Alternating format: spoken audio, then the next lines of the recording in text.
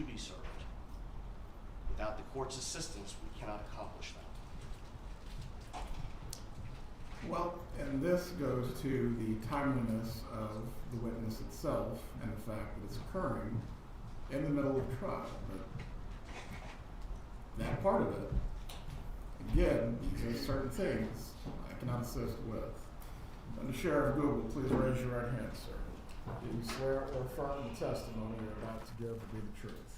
Yes, sir, I do. If you can just stand in front of the court reporter instead of taking the witness stand.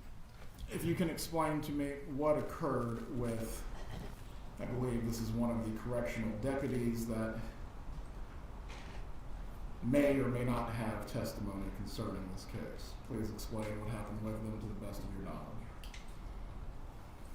To my knowledge, I was approached by Captain Georgia Dent, who has spoken with Deputy Franklin, and Deputy Franklin informed Captain Dent that she had received a phone call from inmate Addison's attorneys, and they were advising her that they were going to be at the detention facility later that afternoon, which was on yesterday, and they wanted to speak to her. So she was inquiring with Captain Dent if she actually had to speak to them, and she was saying that she didn't know what they wanted to talk to her about. Captain Dent then came to me and gave me that information. I then talked to our general counsel, the agency's general counsel, and we were in agreement that she could speak to them if she so choose voluntarily. If she did not want to speak to them, they would have to have a subpoena to compel her to speak. So after speaking with general counsel, I spoke back to Captain Dent, and she relayed that information to Deputy Franklin. Did you or any other person in a position of authority over this guard instruct them not to speak to the defense? No, sir. Any examination for under Sheriff Google by the defense or state? Not from the state, Your Honor. Good morning, sir. Good morning. It is our understanding that Officer Franklin is now on leave and not available to be served. That's not my knowledge. I have no clue about that. So she is available to be served? I would think so. I'm not aware of her being on leave. Thank you. Yes, sir. Sheriff Google, there is no more inquiry that I will make of you concerning this topic. I appreciate you being here this morning. Yes, sir. Thank you.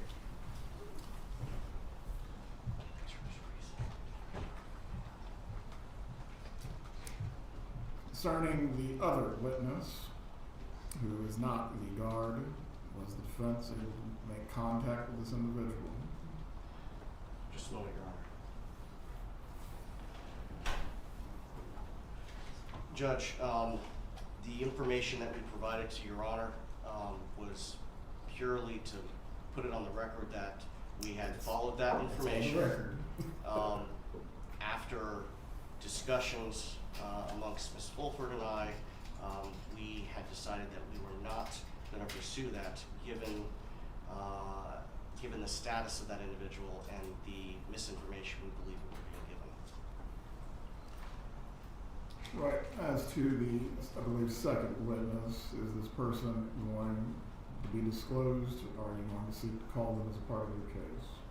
No, Your Honor. As to the guard, if you need to follow up with a subpoena for this individual, as they have chosen not to speak with you, you need to do so with all haste. The jurors at the time of selection were told this would be 3 weeks, that it could possibly go longer, but 3 weeks is what they were told. For today's witnesses, let's go through that before the jurors are brought into the room. And I apologize, I did not have a chance to prepare a list.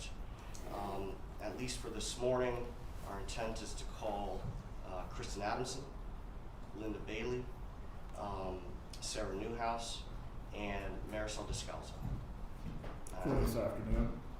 This afternoon is up in the air, and that's going to require some additional conversations with our client. During the lunch break, that will be your opportunity to have any final conversations concerning whether she will in fact testify.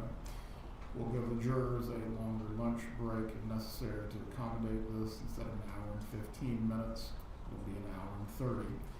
After that, we are going to have to go on the record concerning is she or is she not testifying. Yes, sir. Please bring in the jurors. And Your Honor, I know that 3 of the witnesses are here. Mr. Scalzo's flight does not arrive until a little after 10 o'clock, you said. Yes, sir.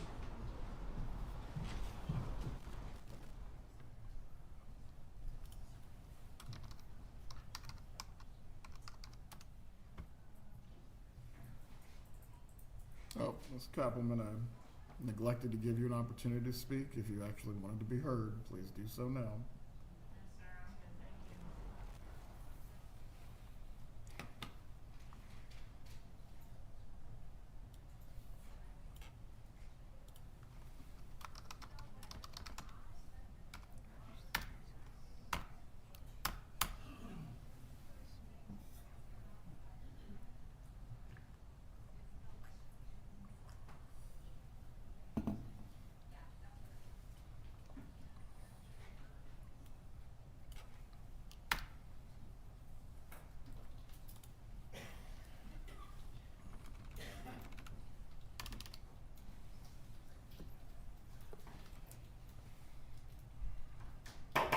All rise, you're entering the courtroom.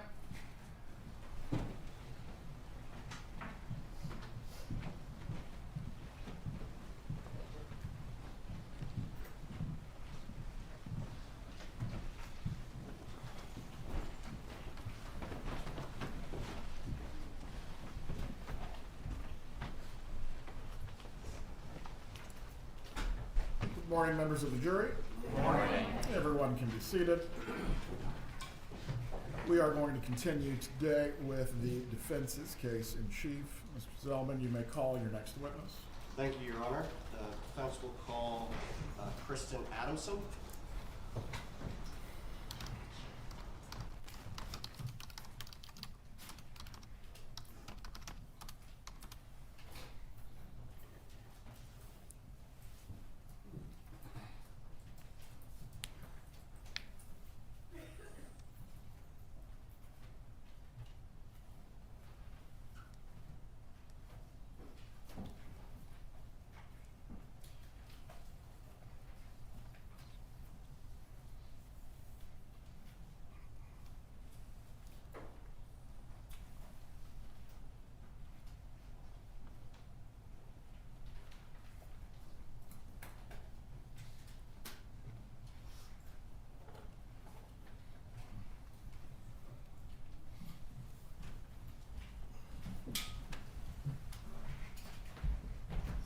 Please raise your right hand. Good morning. Do you swear or affirm the testimony you will give today will be the truth? I do. You may take your seat. Thank you. You may examine when you're ready. Thank you, Your Honor. Good morning. Good morning. Can you please introduce yourself to the jury? I'm Kristen Adamson. Okay, Ms. Addison, how are you employed?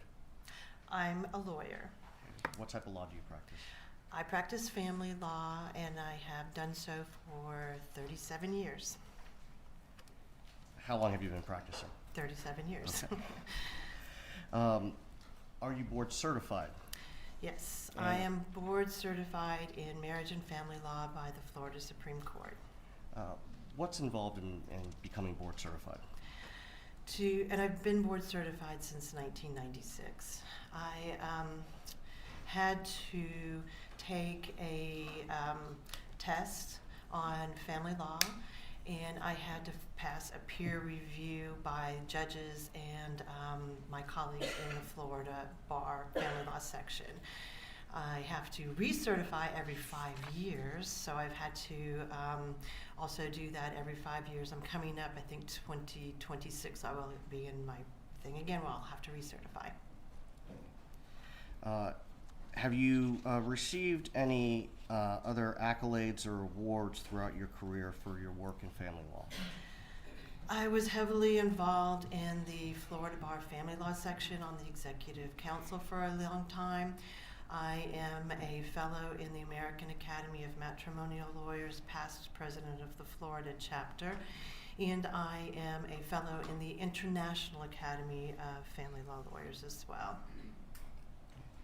All of those required board certification prior to being allowed to be a fellow, as well as another test nationally and locally, and written tests and oral tests as well. And how long have you been a member or a fellow of the American Academy of Matrimonial Lawyers? I have been a fellow since 2020, and I was president in 2012. How long have you been a fellow in the International Academy of Family Lawyers? Approximately 5 years. In your work as a family law attorney, did you have occasion to represent Wendy Adelson? I did represent Wendy Adelson in the end of 2012, I believe it was, 2013, and part of 2014. Would you call her divorce a bitter custody battle?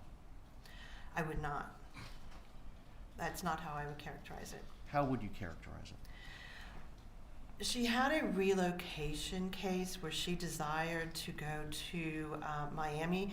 All relocation cases are a little bit more difficult than just regular custody cases because we almost always have to have a court determination on a relocation case because unlike almost all other family law cases, relocation is a win-lose thing.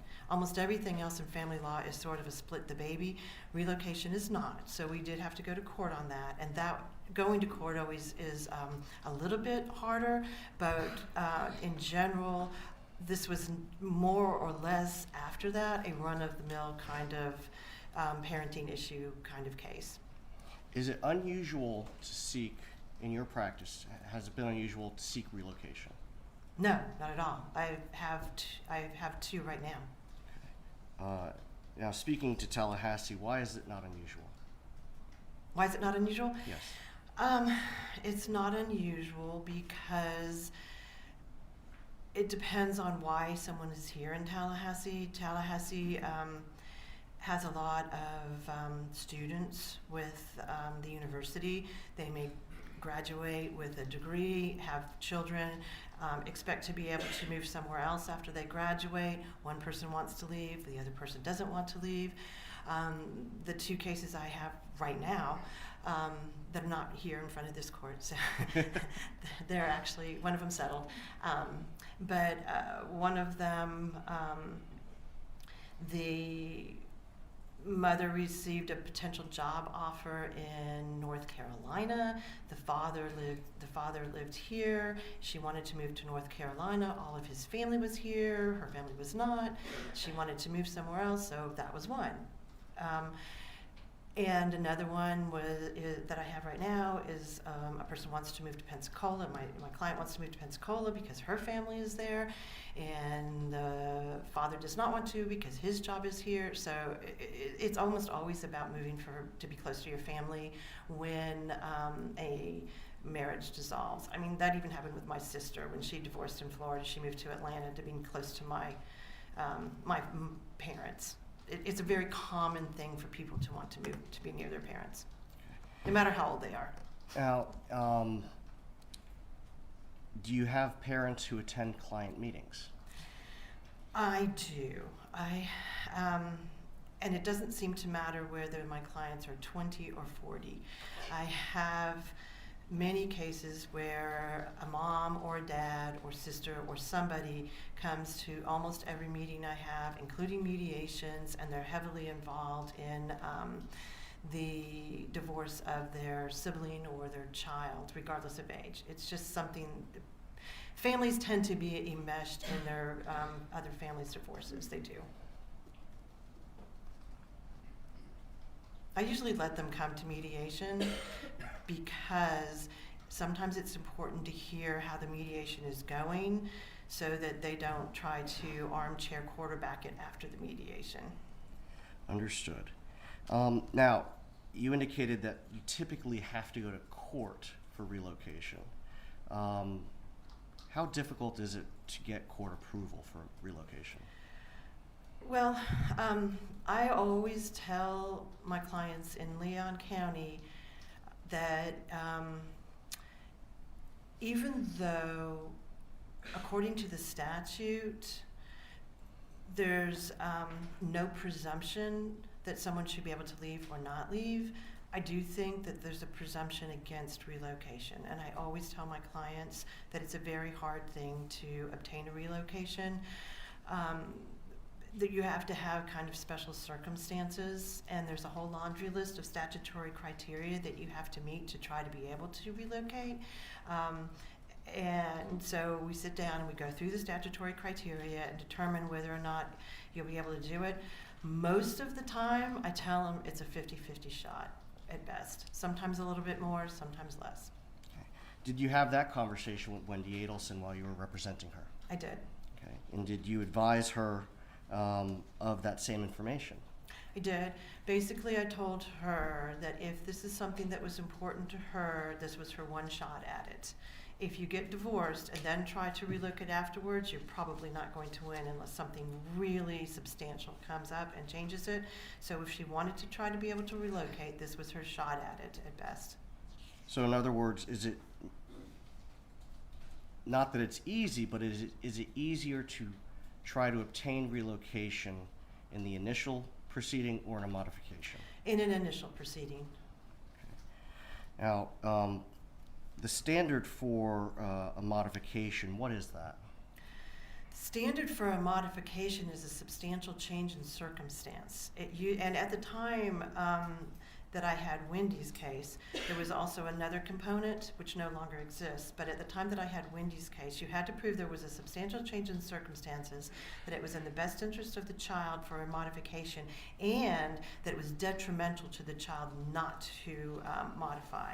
That detriment part does no longer exist. Now you have to just prove there's been a substantial change in circumstance and that it's in the best interest of the children. But at that point, you would have had to prove that it was detrimental in some way to the children to modify. Is that why you advised Miss Wendy Adelson if she wanted to try relocation, she should do it at the front end? Yes. Proving detriment is hard to describe to clients because they don't understand how substantial that really has to be. It has to be very substantial. Children are failing in school, children are potentially being neglected or abused, or there's alcohol or drug or mental illness. Okay. Have you ever been successful in convincing a judge to grant relocation? I personally have only won one case in 37 years for relocation. So, would you say it's difficult? I think it's difficult. Now, even though you've only gotten court approval for one with a client, have you been able to successfully negotiate for relocation in other cases? I have been able to negotiate relocation in other cases, sometimes through help of mental health professionals who will interview the parties and the children and make recommendations. Sometimes we'll have a guardian ad litem appointed to make a recommendation. We'll have a parenting evaluation or something like that that makes a recommendation. And if you have those things behind you, then it does help, because most people don't want to go to a judge if you have a mental health professional that says, oh yeah, relocation would be great. So we have been able to do it in that way. I also have been able to have relocations when you have an older child who really wants to relocate and the other parent doesn't object. Or sometimes you have, like in my sister's case, which I actually shouldn't have, but I did represent my sister. She moved to Atlanta, and then her husband was able to obtain a job in Atlanta and move up there to her former husband. So we negotiated all those things. And I think you said you explained all of this to Wendy. I did. Was she aware that the chances of success were low? Yes, I mean, I told her that this was her shot. I thought she had some good reasons. I would never have someone file a relocation if I didn't think they had a shot at it. So I think she did have a shot at it for many reasons. but including the fact that her parents were down there, that Professor Markel had a very flexible job. He had family in South Florida. These were very little children at the time. We did not have the presumption of 50-50 parenting, and she had done most of the parenting. There were lots of reasons I felt like she had a really pretty good shot at it. But I did tell her it's not going to be easy. Okay. Now, let's talk about the family law rules of procedure generally. Do the rules require the exchange of certain materials in dissolution proceedings? Yes. And what are those? We have mandatory disclosure in divorce and modification proceedings, including custody and just regular divorce. And pursuant to the Florida Supreme Court rules and 12.540, we have to file a financial affidavit under oath that the parties and lawyers and their paralegals help them fill out. We also have to provide a laundry list of documents that keeps getting larger. It's bank statements for 3 years, it's retirement statements, it's deeds, it is credit reports. I mean, it's a very large, voluminous amount of documentation that we have to exchange with the other party, the other counsel. And when completing the financial affidavits, specifically when you completed Miss Adelson's family law financial affidavit, did you gather records in the process of completing that so you could disclose everything appropriately? We did. We gathered all those records and we exchanged them and gave them to opposing counsel. Sometimes what does happen is the other side has all the records. For example, tax returns, we have to exchange tax returns for 3 years. Sometimes the father or the husband might have all the tax returns, the wife might have all the tax returns, so you do rely sometimes for the other side to provide the documents that you should have. But Now, that does happen. Do you have to list all assets on that financial affidavit?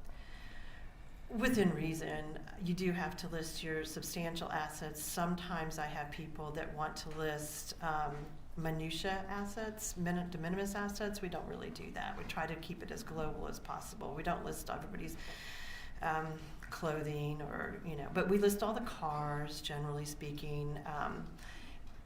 But financial affidavits are also a work in progress. We can amend them.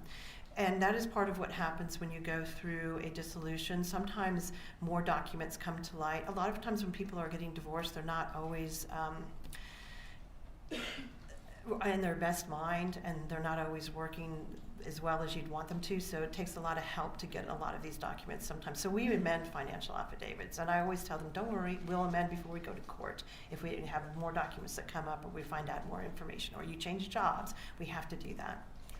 What about non-marital assets?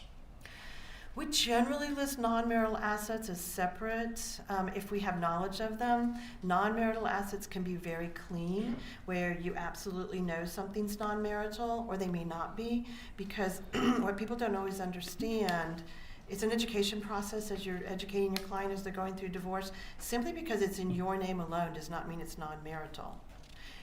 So it can be in your name alone and still be marital if you have obtained it during the marriage. However, sometimes it can be both, and we have to separate things out. I know with Wendy's case, that was one of the things that happened, is she had an asset that was potentially marital and non-marital because she owned some of it before the marriage, and then she had some of it, she contributed some of it after the marriage. So it's hard to determine how much initially, and we sometimes have to hire expert witnesses, financial witnesses, to come and help us determine what part of this is non-marital and what part is marital. For example, if you have a retirement account and you've contributed to that retirement account before the marriage, everything you contributed before the marriage is yours. It's not marital. And whatever increase in value due to the market is also non-marital. So if you have $100,000 in a retirement account, you get married, that $100,000 theoretically, except for 2009, that $100,000 continues to grow, so you're entitled to the growth on it too as non-marital. So that's why sometimes it gets very complicated and we can't determine it initially when doing a financial affidavit, but we do try to determine it by the time we get to court at least. Now, I want to back up a little bit. What happened with Wendy Adelson's relocation? She did not win her relocation. Can you tell us what happened at that hearing? So we had a hearing on the relocation. We put on Wendy Adelson, and she testified about the reasons that she wanted to move. She did have a job offer in Miami. We put on the lawyer from the law firm that had offered her the job. He testified about what the job would be, how much more money she would be making, and the flexible hours, et cetera, et cetera. We put on all of that, and then at the end of our testimony, the judge asked to speak to counsel, which happens a lot, and she took counsel out. It was me and Professor Markel's lawyer, and she told us she understood why Ms. Adelson wanted to move, but she wasn't going to allow it because she didn't think she had met her burden of proving it was in the best interest of the children. During that hearing, or after the judge made those comments, did Wendy go out in the hallway to speak to her parents? Well, after she made those comments, I went to both Mr. Duggar and I went to our respective clients. We told our respective clients what the judge had said. And basically, if the judge had already determined this without hearing from Professor Markel, we didn't really have a chance of winning this at all because she'd already heard the best case of our case. So I talked to Wendy about that, and then Wendy's parents were there, and I actually spoke to Wendy and her parents, and then she went and spoke to her parents again, I think, if I can remember. It was a long time ago, but I think she spoke to her parents outside of my presence as well. Did Wendy ultimately stipulate to the withdrawal or the denial of that petition with prejudice? So what happened at that point was we went back into court. The judge denied Professor Markel's motion to dismiss because he had filed a motion to dismiss our pleading. She found our pleading to be sufficient, so she entered an order denying his motion to dismiss. She entered an order that we stipulated on the records that we would agree to the denial of the relocation. And then she entered another order where we all stood there and worked through with the judge what the temporary visitation would be for the next summer and the next several months before we got to another agreement. And at this point in time, I believe it was approximately the third week of June of 2013? Yes. Okay. And what was Wendy's reaction? At that point in time, I think she was upset that she wasn't going to. I mean, nobody wants to not win their case. She was upset. She was always calm during all of my meetings with her. She understood. She's a lawyer. She understood what I was telling her in terms of the legal ramifications. I think she was resigned to it. We did speak a few times after that because we had to get geared up for the next round of this. We had already gone to mediation before that, and we had not been able to agree at the mediation on the relocation. So we knew we had to go to another mediation. So I talked to her several times about the next mediation, which would be dealing with all the other parenting issues and the financial issues. So I did talk to her quite a bit after that, and she seemed resigned to it. Now, although the court denied the petition, would it have been possible for Wendy Adelson to offer Mr. Markel any financial incentive in order to convince him to change his mind? Well, we hadn't finished the case. We still were going to go to another mediation. It's always possible. I tell everyone that even after an unsuccessful mediation, people settle their cases on the eve of trial all the time in some way or another. They do. And it's always best if you can settle your case and not leave it to a court. You have much more control if you are the decision makers rather than the court. Is there anything improper or illegal with one party offering a financial incentive to the other party to obtain relocation? No, and I actually have negotiated that in the past Now, and since that time as well. subsequent to that hearing, did you have another mediation on the dissolution, the distribution of assets, and the parenting time? We did. And at that mediation, we came very close to settling it, and we were there for quite a long period of time. But we did not settle it at the mediation. I think we settled it within a week after the mediation, where opposing counsel and I exchanged a lot of phone calls, and because we had gotten very, very close at mediation, and we were able to resolve all of it within a week of mediation. Now, And before, we had a court trial set, I believe, and so we were able to do it before the court trial. Thank you. Prior to adjourning mediation, did an issue come up concerning a potentially non-marital asset that Miss Adelson had? It did. And what asset was that? It was if I remember correctly, it was the Charles Schwab account that we had listed on the financial affidavit in the marital portion, and then on the non-marital portion, we had listed Charles Schwab non-marital portion to be determined. And we went into mediation in that way, not knowing exactly what was marital and what was not marital. Now, I know in our pretrial discussions, you indicated, can you typically talk about what happens at mediation? Mediation is confidential, and that's one of the things I tell my clients is that the mediator can't be called to testify about what happened in mediation, and I can't testify about what happened in mediation, et cetera, et cetera.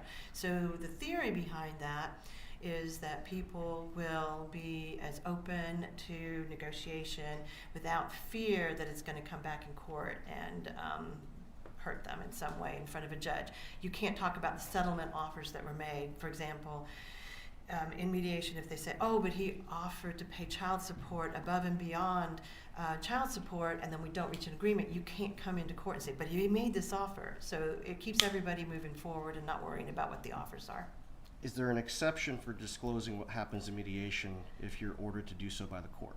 There is, and there's also an exception about what happens in mediation if the marital settlement agreement is asked to be set aside for some purpose, like fraud or overreaching or something like that. Then the terms of it and the mediation would potentially be able to pierce that veil of confidentiality. But for our purposes, in order to talk about what specifically happened concerning that asset in mediation, do you need the court to order that you disclose that information? I would certainly like the court to order that. I don't want to fall foul of any mediation rules. I can tell you that my client has waived that confidentiality. The mediator, who was a friend and a lovely person, Joe Boyd, he is not with us anymore, and Professor Markel is not with us anymore. So a lot of people in that mediation are gone, and Ms. Adelson has waived confidentiality. You beat me to the punch, Ms. Edison. With the waiver of confidentiality by your client, I will order you to testify on the subject matters being inquired into. The state may cross-examine as to all subjects as well. You may continue. Thank you very much, Your Honor. Ms. Adamson, can you tell us that Charles Schwab account that you mentioned, how was that addressed at mediation? So this became sort of a last-minute little dust-up during the mediation. So what we did was we called the Charles Schwab account representative. And this is not uncommon in mediation, and I had Joe Boyd, who was the mediator, come in and talk to the Charles Schwab account representative. So it wasn't just me talking to the representative and telling the other side what had happened. I wanted the mediator to actually do it and to hear it. And so he talked to the Charles Schwab representative, who outlined, in his opinion, what the possessory status of that Charles Schwab account was, who owned it when, where it was, how it had been separated into multiple accounts apparently, and which ones were marital and non-marital. And then he went into the other room. We're not in the same room. We're in Ms. Adelson and I are in one room, and Professor Markel and his lawyer are in another room, and the mediator is going back and forth between the two rooms. So in our room, he listened to what the Charles Schwab representative said, and then he went into the other room and told them what he had said. And after that mediation, Mr. Duggar and I discussed the fact that it actually happened, and everybody felt comfortable with what was marital and non-marital. And that was when, along with other little things about the parenting and other loose ends being tied up, we were able to actually have a marital settlement agreement. The Charles Schwab account, in all its different permutations, was listed in the marital settlement agreement. And Professor Markel had almost $500,000 worth of non-marital Charles Schwab accounts of his own. So he had non-marital money as well. So based on what you've discussed, Mr. Markel was aware of the non-marital status of that portion of Wendy Adelson's portion of what she would get. He was.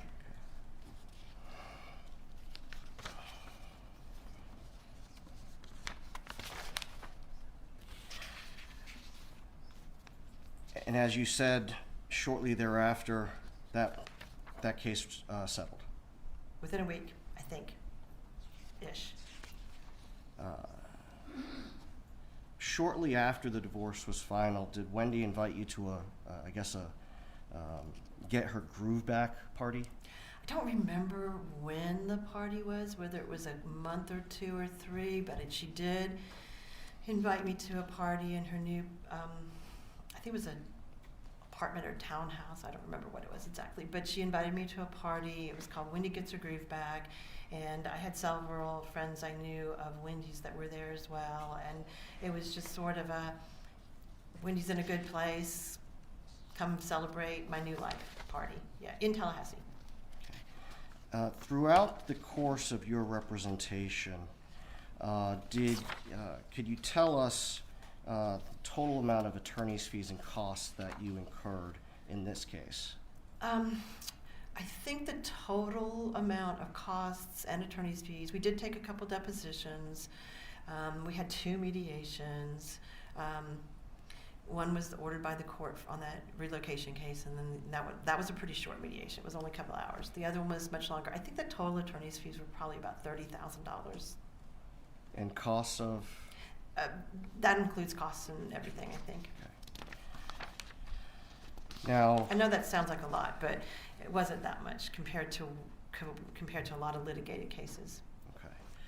Now, litigated cases have multiple evidentiary hearings. Correct. Did this? No, we had. I don't believe we actually had any evidentiary hearings. The only other hearing that we really did have was post-dissolution. So aside from the relocation, prior to the divorce being final, there were no contested hearings. There were no contested hearings. Now, did the marital settlement agreement require that Mr. Markel pay Wendy and yourself certain sums? So, according to the marital settlement agreement, Professor Markel kept the house. So he was supposed to pay Wendy for her part of the house. And all the other assets were divided equally, so that he kept he kept an equal amount, she kept an equal amount. He was supposed to pay, I think it was about $120,000 for his part of the house within 60 days. He had the money because he had more than $500,000 in non-marital assets, and he had also marital assets as well.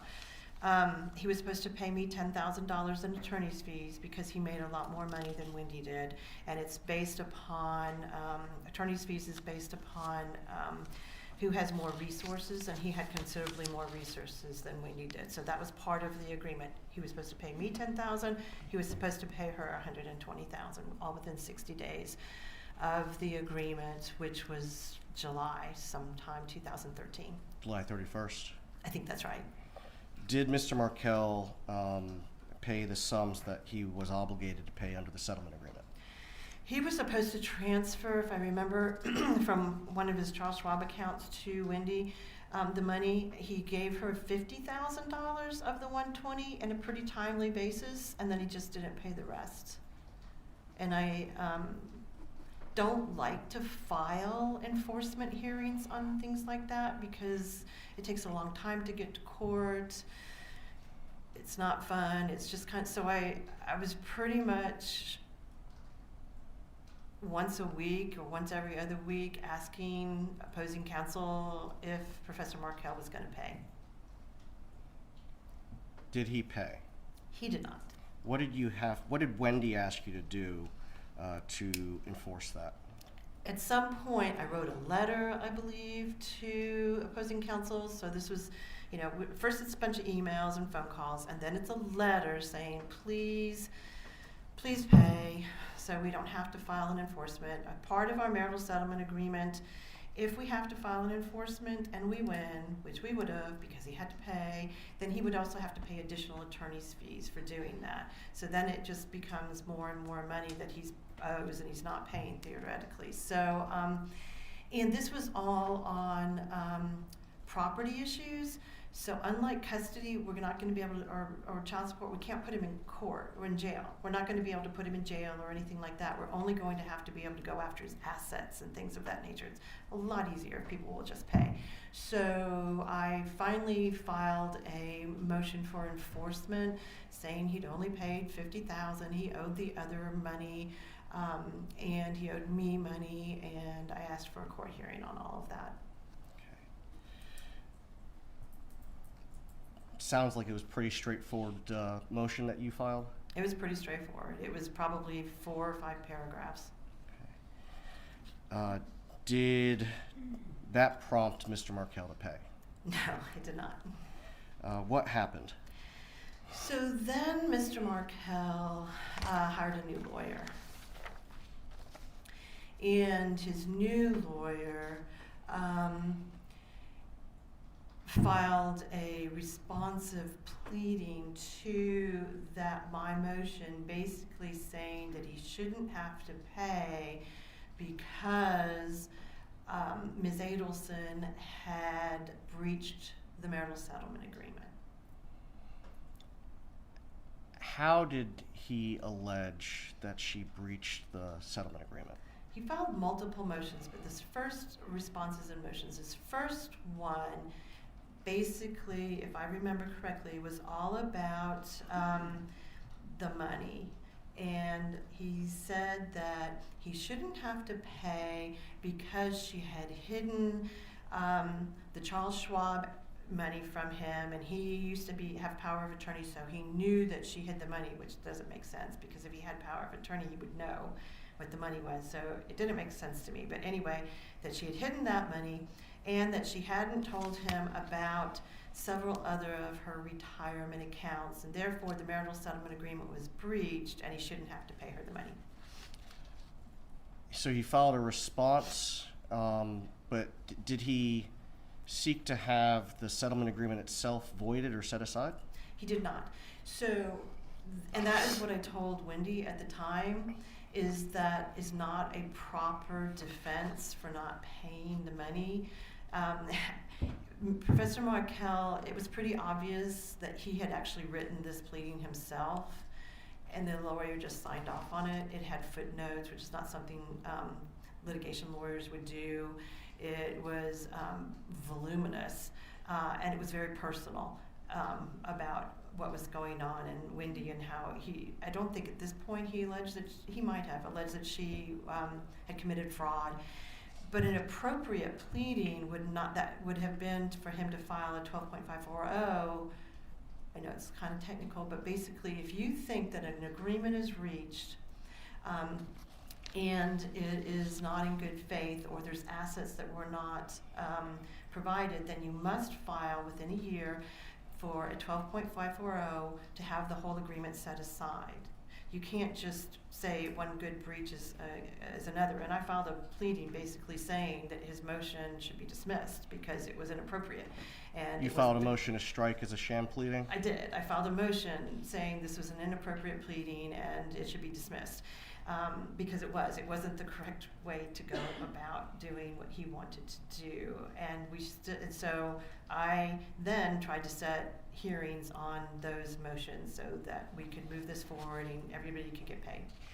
Now, in the process of doing this with his responses, did he file subsequently a pleading that further alleged fraud on Wendy's part? I think he filed at least one or two more pleadings that did that. And before we get to the final one, that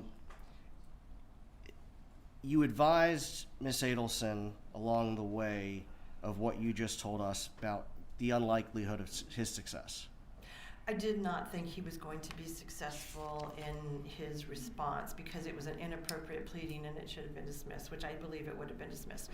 And you can't say, I'm not going to pay you because you breached this agreement by not giving me documents. That just, first of all, there's a lot of case law that says that if a case is heavily involved with mediations and lawyers and all these documents have been produced, you had your shot at it. So he was not going to be able to do that. Plus, I knew that he knew about these assets because we had that conversation at mediation, and I had several conversations with his lawyer afterwards, and the marital settlement agreement listed all these assets that he was claiming he had no knowledge of, and they were already listed on the marital settlement agreement. So it was not, in my opinion, a successful response, and I told Wendy that it wasn't, and not to worry about it.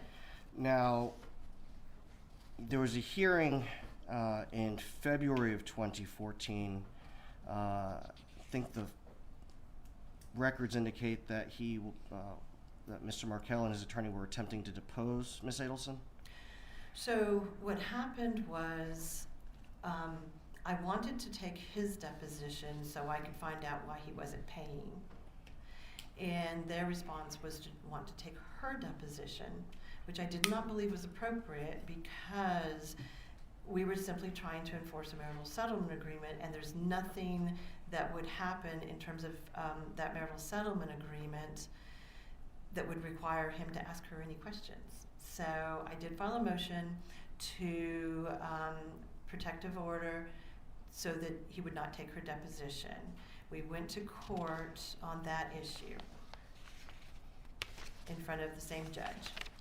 And what happened at that hearing?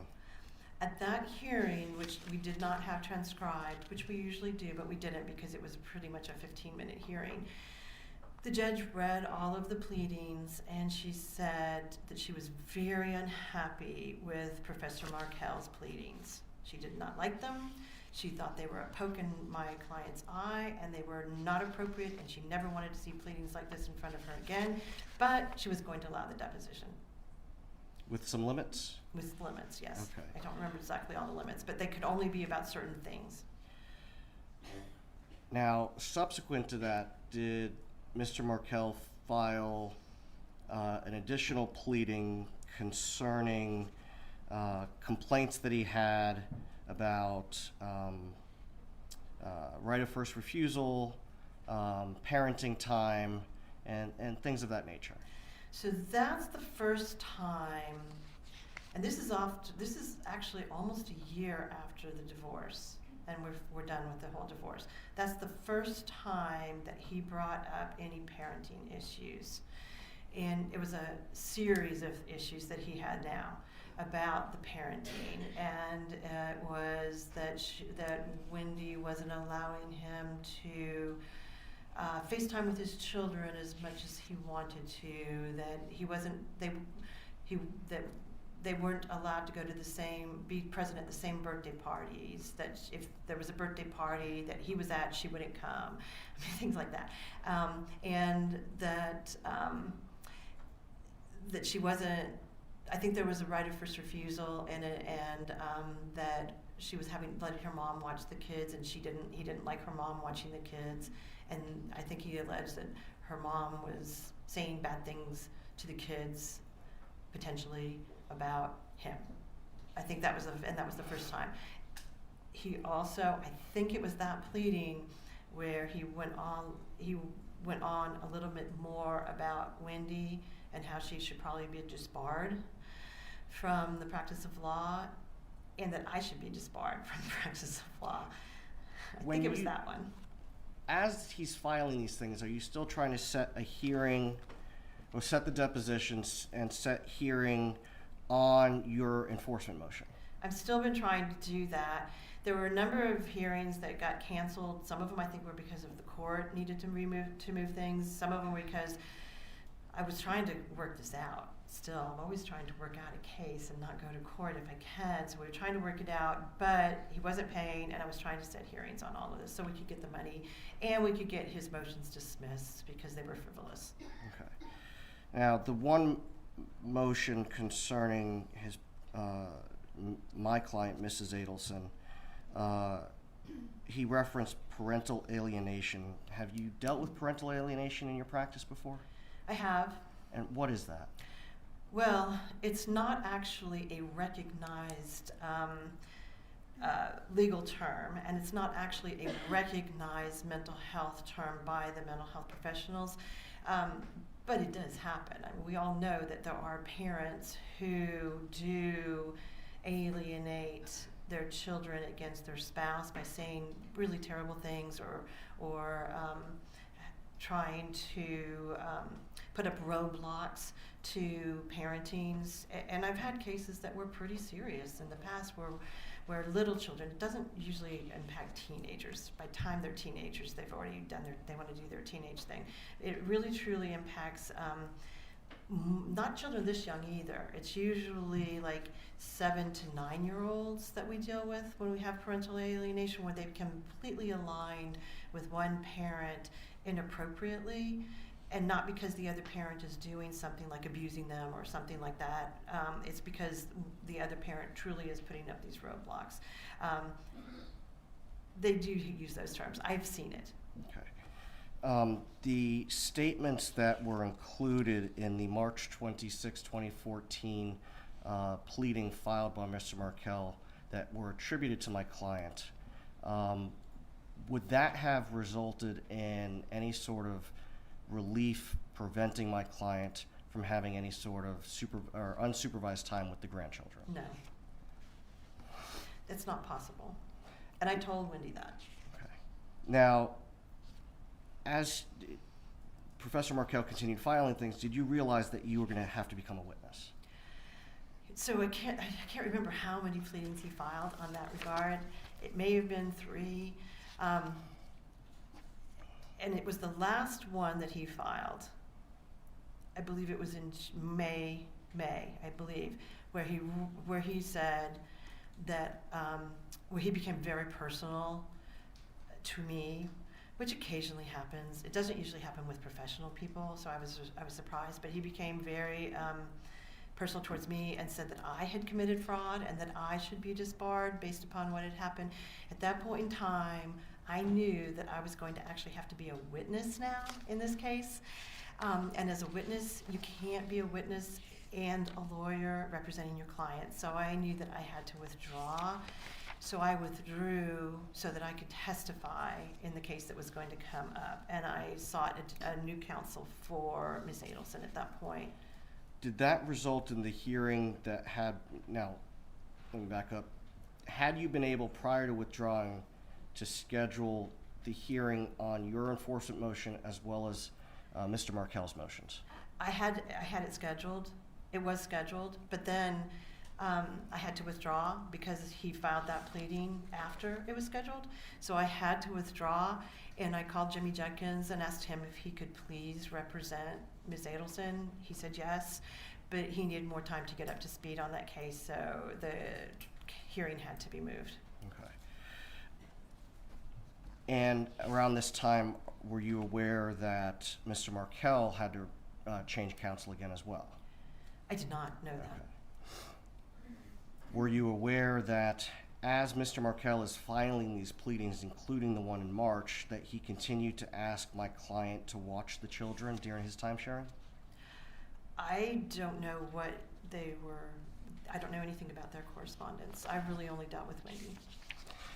And on that note, we discussed earlier that it's not unusual for parents or family to be involved in meetings. Was my client, Donna Adelson, involved in any of the meetings that you had with Wendy Adelson during her initial dissolution proceeding or any of the enforcement proceedings after the fact? She was not involved in any. I never spoke to her except for the one hearing on relocation that she and her husband came to. But even then, it was very brief. They were very nice, lovely people. I didn't, even after even afterwards, they were fine. I had no issues with them, but I never spoke to them. I never emailed with them. They never came to any meetings. They were not involved with me. And do you have a recollection of whether my client and her husband were in the courtroom for the relocation hearing, or were they out in the hallway? I believe they were in the hallway. I don't believe they came in. Okay, just a moment, Your Honor.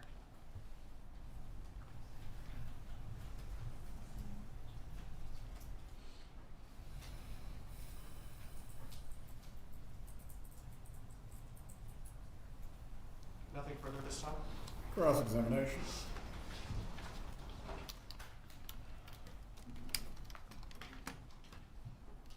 Morning. Good morning.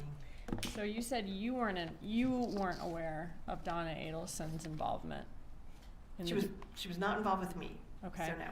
Did you know that she was drafting Wendy's filings and having Wendy copy and paste them to send to you? She couldn't have drafted any of the filings because I drafted the filings. What she would like to be put in the filings, how about that? I'm not aware of any of that, no. Okay. Do you know that she was drafting things for Wendy to put in her filings in Wendy's voice? Not that I'm aware of. Okay. Did Wendy, though, give you input on things maybe to put in filings or things that she would like said on her behalf? Not a lot. I talked to Wendy on a pretty regular basis when I was filing something on the phone or by email. And she was a very good client, in all honesty, where she listened to me and she basically, we have clients that don't. Now we have clients that give you ChatGPT and want you to do ChatGPT pleadings, so there's that. She wasn't that client. She would say something like, well, and my pleadings were very short. I mean, my pleadings were very, very short. They were to the point and like, no, dismiss this, that's not true. There wasn't a lot more going on in most of them. So you wouldn't have knowledge of Wendy sending pleadings to her mom and saying, let's edit this? No, because I wouldn't have edited it based on that anyway. Okay. I mean, maybe they did, but I didn't do it. All right. And I never heard about it. Okay. So this would have been between Donna and Wendy. If that happened, yeah.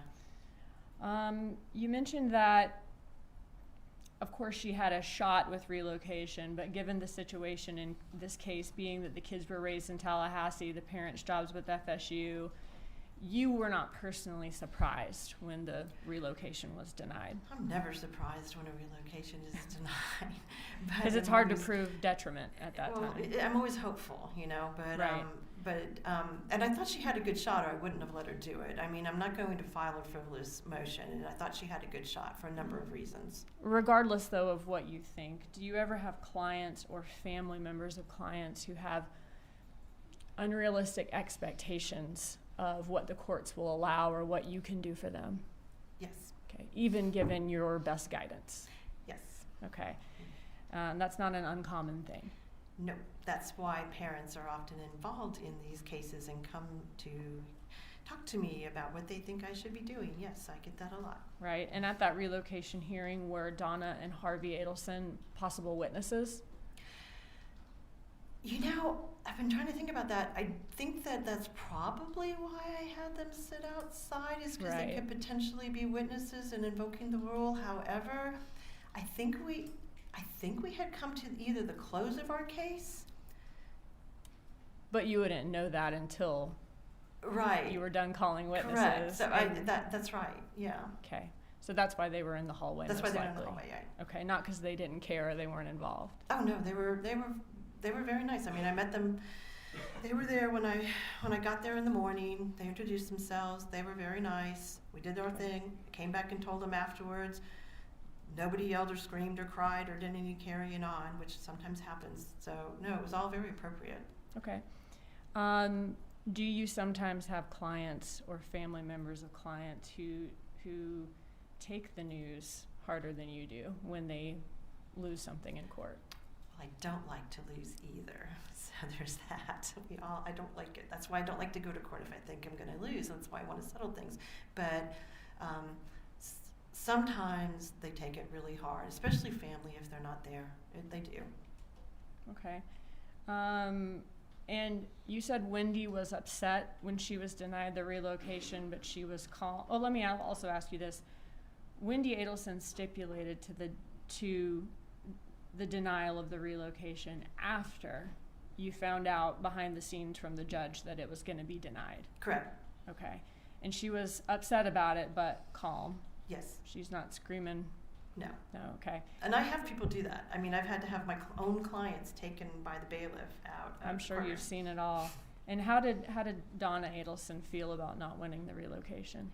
I don't know how she felt. I can only tell you that I came out, I talked to Wendy, and then briefly, as far as I remember, because I mean it was 13 years ago, I think I talked to all of them and kind of told them what happened and what was going on.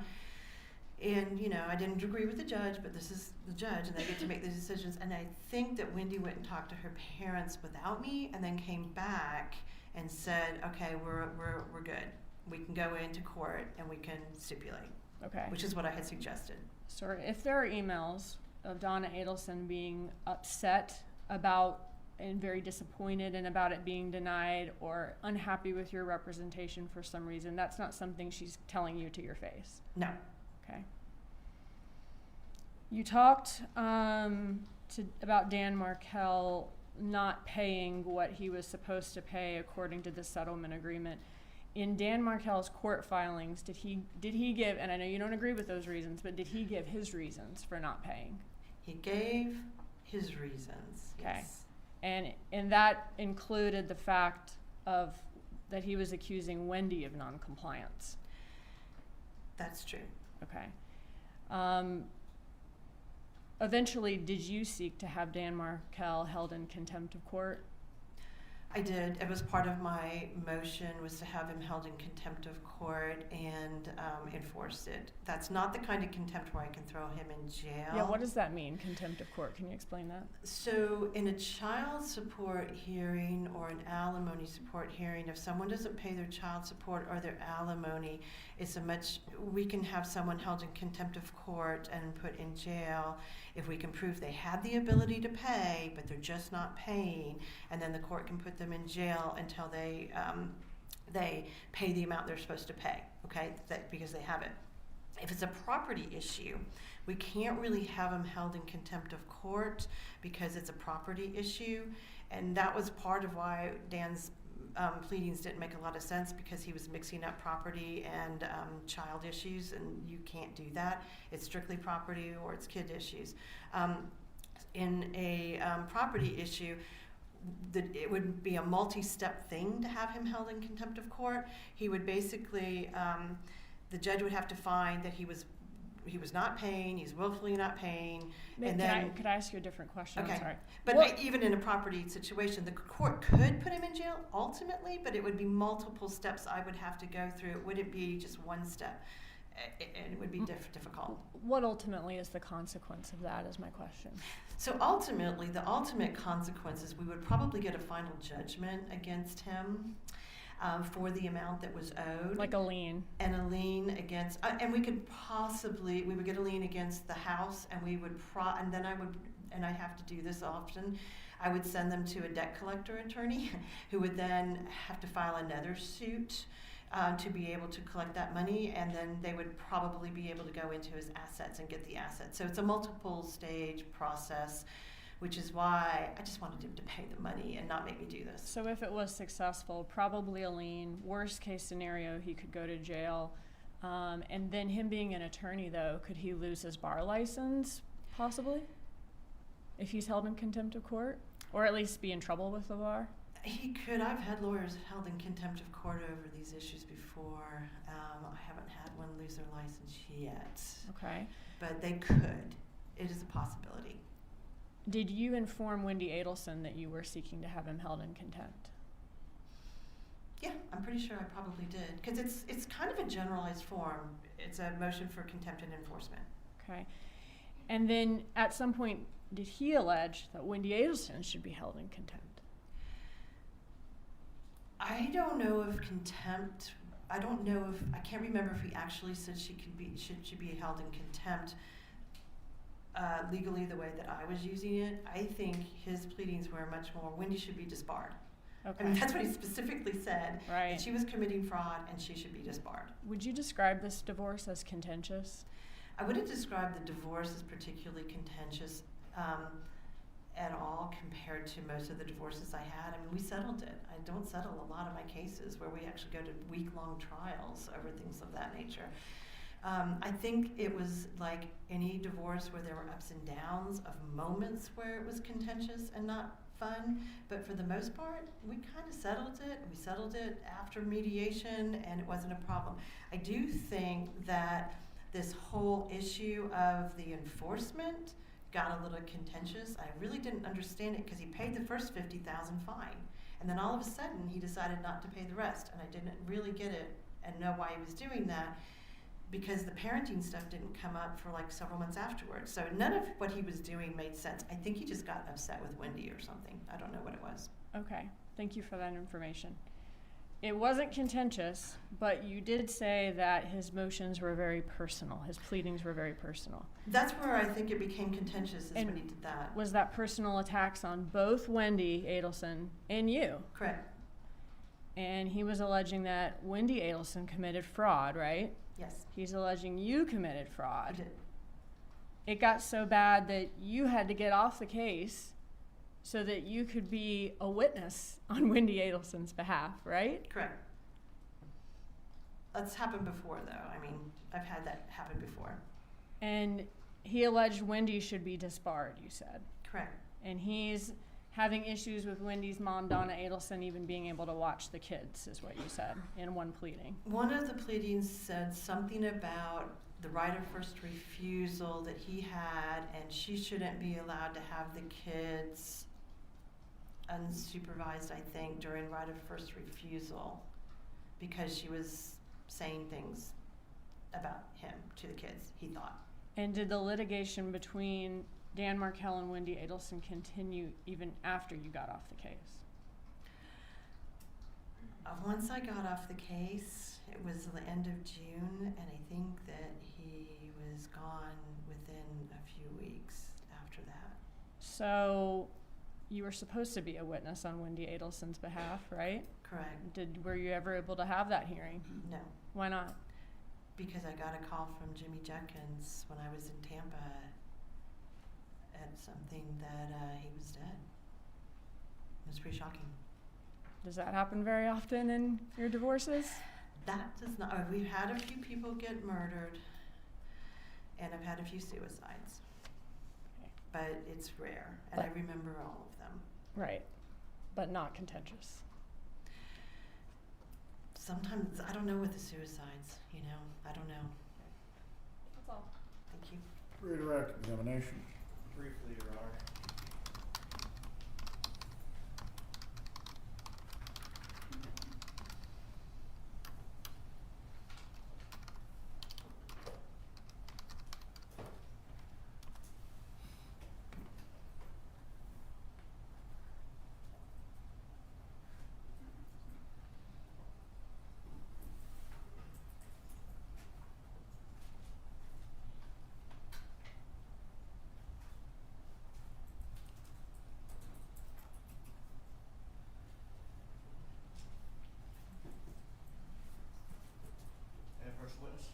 You may. Ms. Adamson, I'm going to approach and show you I'm sorry. Ms. Adamson. States demonstrative A, I think it's Court Exhibit 1, page 441 of the demonstrative. And then I'm holding 454. If you can hold that, Sure. please. Okay. Is that the March 26, 2014 pleading that Mr. Markel filed? It appears to be. Can you turn to 454 that I had tabbed? Yes. Is that the prayer for relief for that motion? Yes. Can you direct your attention to the portion that reflects my client's, Donna Adelson's, time with the children? Does that reflect that Mr. Markel was asking that my client's unsupervised time with the children not interfere with his right of first refusal? I think you're talking about paragraph 6, where it says, enjoin the former wife from allowing the maternal grandmother to have unsupervised time with the children consistent with the right of first refusal. That was that right of first refusal. Yes. And to impose appropriate limitations to safeguard the children from being subjected to disparaging comments about their father.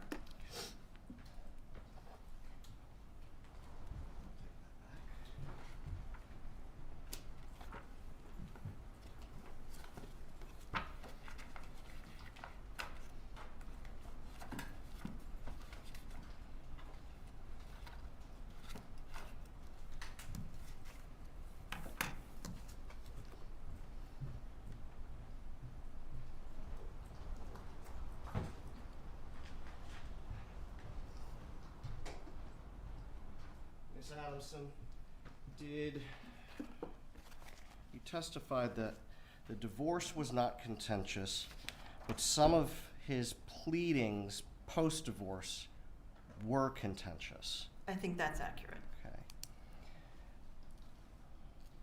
And that his pleadings were personal. He essentially he attacked both Wendy Adelson and yourself. Correct. Okay. Is that what caused you to withdraw? I'm very used to personal attacks. I've had a lot of personal attacks. The only reason, and I'm fine with that, the only reason that I withdrew is because I was going to be a witness, not because I cared what he said about me. Had Mr. Markel not included in his pleadings these attacks, would that hearing have gone forward in May of 2014? If he had not included personal attacks against me that I would have had to testify about, then I would have continued with the hearing.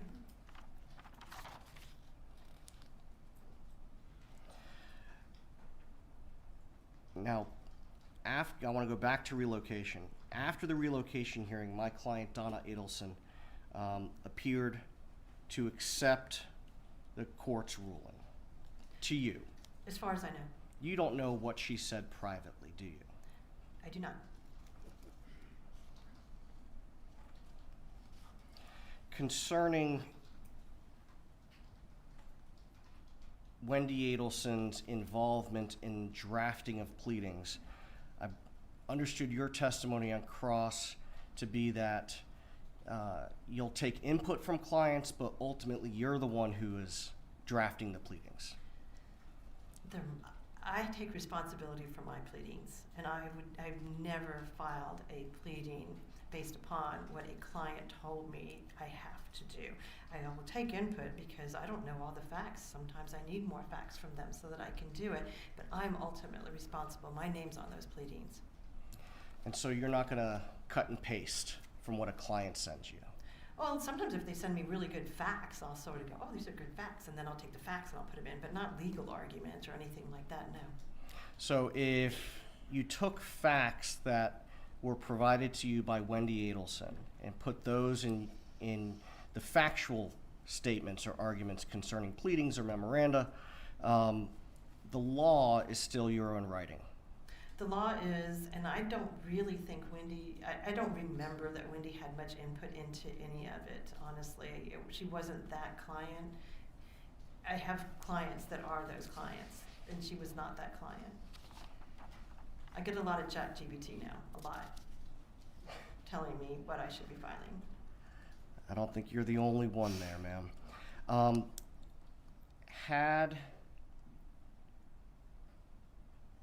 you not withdrawn to be a witness, the motion would have been heard in May of 2014.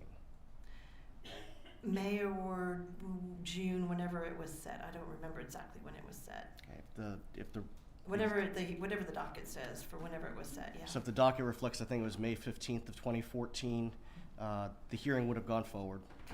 Correct. The judge would have been able to make a decision on all the pending issues. I believe that's the case. Nothing further? Will this witness be recalled? Just a moment. We'll retain her, but she's free to go about her business. Thank you. You may step down. Please call your next witness.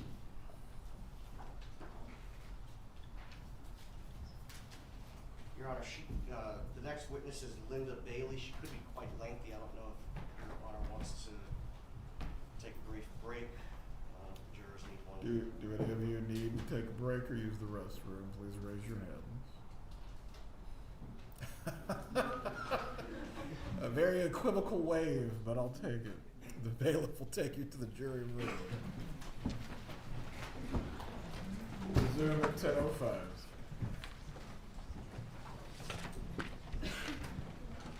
Good morning.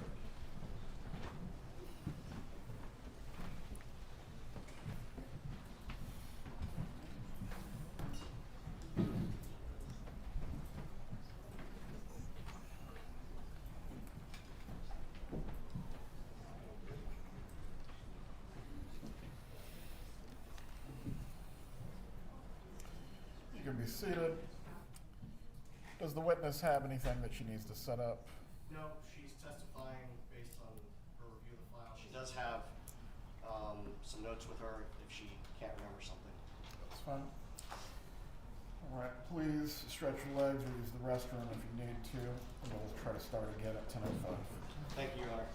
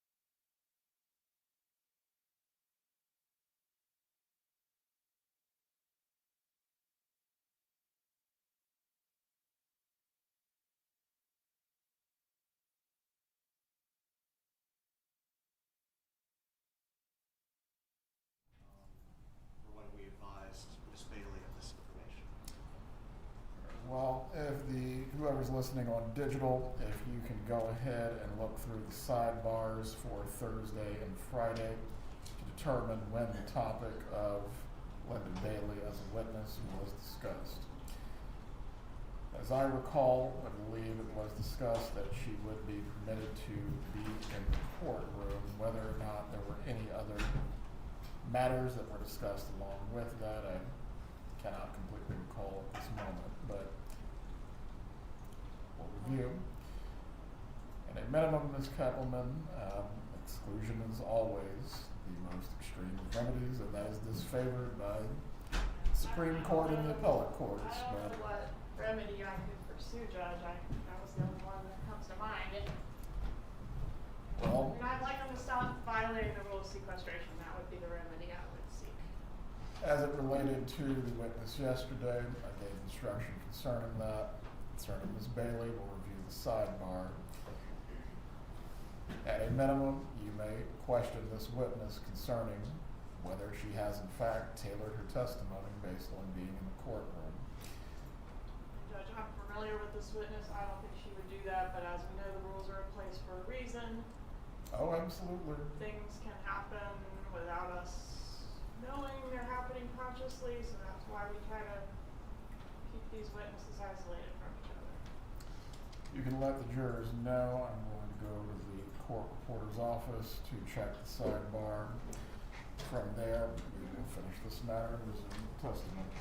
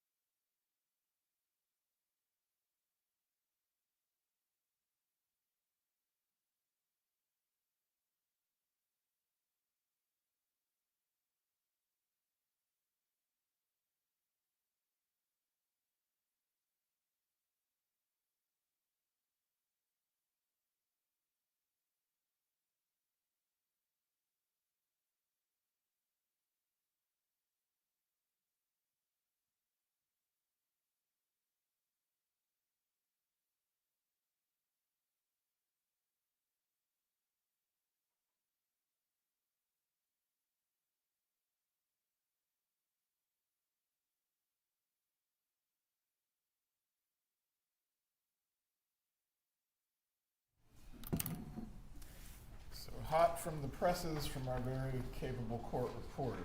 Has everyone reviewed the transcript at this point? Yes, Your Honor. Yes, sir. Please make your arguments. Judge, I mean, I think it's clear from the totality of this that I am agreeing for their experts to review the testimony of other experts, and that in reference to lay witnesses, experts are not gonna listen to the testimony of lay witnesses. Mr. Zellman. Judge, on page 62, we specifically said Linda Bailey would like to be able to observe Kristen Adamson's testimony when she testifies. And then I addressed our forensic expert to share the transcript of Sergeant Corbett's testimony.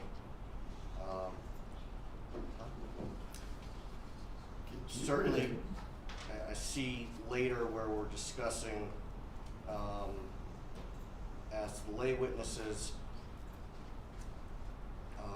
page 63, starting lines 11 through 14, as to the lay witnesses, so non-experts, other than Linda Bailey and Kelsey Guy, to be able to observe witnesses. We were not asking for that. As to both the context and the discussion is concerned, an adverse expert listening or reviewing or listening to the testimony of the other expert. Ms. Adamson was called as a part of your case in chief. Ms. Bailey is being called in your case in chief. Ms. Adamson was not an expert. The state never agreed to what is being discussed now.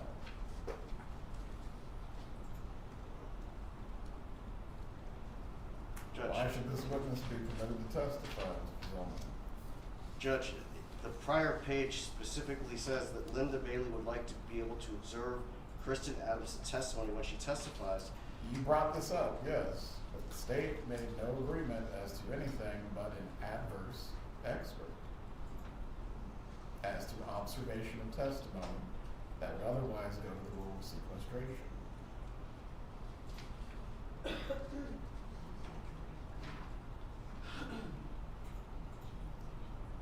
Judge, with respect to the context and the statements, we were obviously asking that. It's in black and white. I know what you asked. What happened though is the opposite of that. As to that, what is your argument now? Your Honor, exclusion of a witness is an extreme remedy, as you recognized previously. We took the court's, this conversation to authorize Ms. Bailey to be present during Kristen Adamson's testimony. And that is what we advised the witness when we spoke with her later in the week. But for this conversation, we would not have done that. This is the second time in this trial where a defense witness has been in the courtroom inappropriately in violation of the rule of sequestration. When this was addressed at sidebar, you brought up the topic, but the state only agreed as it related to your expert reviewing an adverse expert, their expert's testimony. That has not been the case today. Why have you not been more careful with this individual, or even brought up this topic to make sure we did not end up in this point and place? Judge, we thought we adequately addressed it last week during the sidebar. Ms. Kappelman, what are you asking for? Seeking exclusion, Your Honor. As to exclusion, what is your argument? That this is not the first time this has occurred, that this issue was addressed at sidebar, the ruling was clear, that witnesses that are experts would be permitted to listen to, and only in that circumstance and that particular exclusion, which we're all familiar with in the rules, the other side's experts. So I'm just a little miffed that here we are. I didn't ask for any exclusion the first time this happened, or really any remedy, but It's you already admonished the real. defense to not let it happen again, and now it's happened again. So, does the state get a fair trial too? Do we get a remedy when it's the second time that the rule's been violated? I think it's appropriate. So As to your point of the state getting a fair trial, Ms. Catwoman, the court is bound by the rulings of the Supreme Court and the appellate courts. I don't get to make it up on the fly. Clearly, this has happened twice, but moving to exclusion, again, is the most extreme remedy. Judge, if I may, Last word. reviewing Earhart, exclusion of the witness, court may exclude the witness only if it finds that the testimony of the challenged witness was substantially affected by the testimony to be heard, to the extent that his testimony differed from what it would have been had he not heard testimony in violation of this rule. This Absent, is why I believe you wanted Ms. Bailey to listen to Ms. Adamson's testimony in the first place. I'm sorry? You wanted Ms. Bailey specifically to listen to Ms. Adamson's testimony for a reason. Our expert requested it, yes.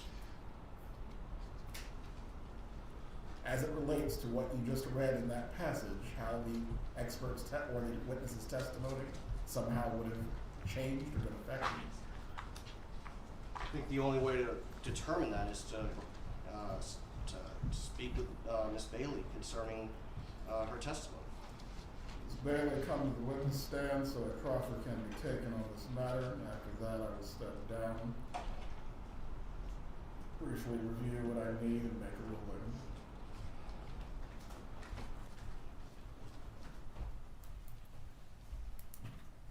Please raise your right hand. Do you swear or affirm the testimony you're about to give will be the truth? I do. Please be seated. You may inquire for the purposes of the proffer. Thank you, Your Honor. Good morning, ma'am. Can you please introduce yourself to the court? Yes, my name is Linda Bailey. And Ms. Bailey, were you retained as an expert on behalf of the defendant, Donna Adelson, in this case? I was. Specifically in what area? The scope of my requested testimony was to evaluate the divorce docket, pleadings, motions, orders, etc. in the Adelson-Markel divorce, and to opine whether or not the divorce would be exceptionally contentious or unusual within the context of a family law case. In the course of preparing for your testimony, can you briefly summarize what you reviewed? Yes, the primary source that I reviewed was the family law pleadings, motions, notices, orders that were provided in a prior litigation in this matter.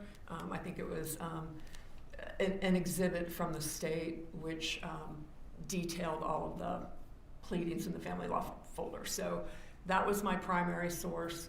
Then other than that, I spoke to Ms. Adamson for about an hour a couple weeks ago just to confirm what I supposed were facts, and I have known Kristen for 40 years. We went to law school together, and I know how she practices. I practice against her often, so I had some ideas about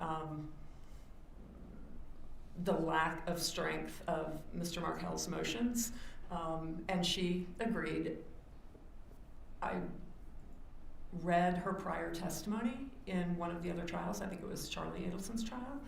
I reviewed some exhibits, but they weren't very helpful to me. They were, one of the officers had done some sort of a PowerPoint presentation with faces and arrows and timestamps for communication, and I don't even know why those were provided. I didn't take anything from those.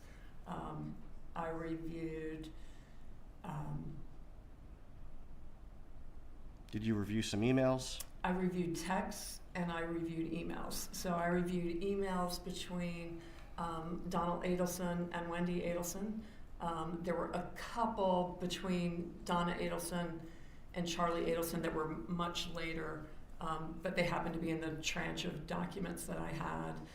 I reviewed text messages between Wendy Adelson and Dan Markel. I read some text messages between Donna Adelson and Wendy as well. And in preparing for trial in this case, did you request court authorization to sit in on the testimony of Kristen Adamson? I did. And why was that? Just to confirm that I had the facts correct. Okay. And I did. And you sat this morning through Miss Adamson's testimony. I did. To what extent, if any, is your proposed testimony impacted or affected by the testimony you heard from Miss Adamson? It was very consistent with what I believe the facts to be, so it didn't change what my opinion is. Nothing further for purposes of the proffer? Mr. Kappelman, an examination for the purpose of the proffer. You said it was very consistent with what you knew before. Was there anything new that you learned from Ms. Adamson today that you had not learned previously in your No, I don't. preparations? I think so. Okay. No, Your Honor. Please step down, Ms. Bailey.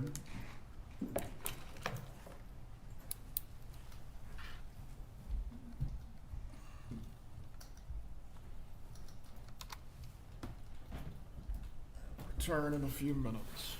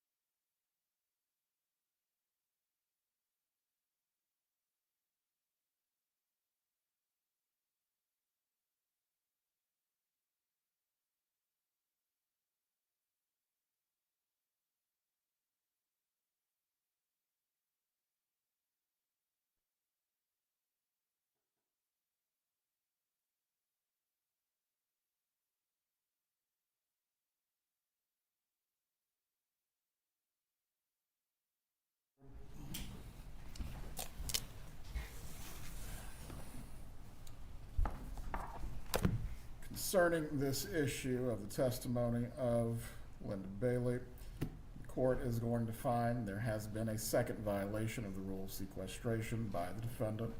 The matter that was discussed at sidebar brought up the issue of the witness sitting in court. However, the state made no agreement beyond an adverse expert listening to the testimony or reviewing the testimony of their expert. With no other ruling being made on the issue, Ms. Bailey should have not sat in the courtroom. The test for determining whether a court may properly exclude the testimony of a witness for violating the rule of sequestration is whether the testimony of the challenged witness was substantially affected by the testimony that the witness heard, to the extent the witness's testimony differed from what it would have been had the witness not heard the testimony. And this is citing to a Florida Supreme Court case, Steinhorst versus State, 412 Southern 2nd 332. The same test also applies to expert witnesses who violate the rule. Concerning the proffer, the witness has indicated that in preparation for her testimony, she reviewed materials provided by the state.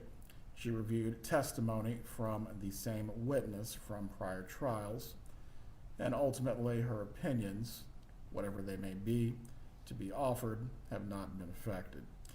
As a member of the bar, I am going to give credibility to what Mrs. Bailey has stated concerning these matters, as I have no other evidence to the contrary. Although the state has asked for exclusion of this witness, this being a second violation, it still remains inappropriate. Concerning how the jury is to be instructed at the end of the trial as to this testimony specifically, if the state is asking for instruction for how the jury is to weigh the credibility of Ms. Bailey or the previous witness who is subject to the rule of sequestration, I believe they are entitled to based on the circumstances of this matter. Does either party need to be heard further?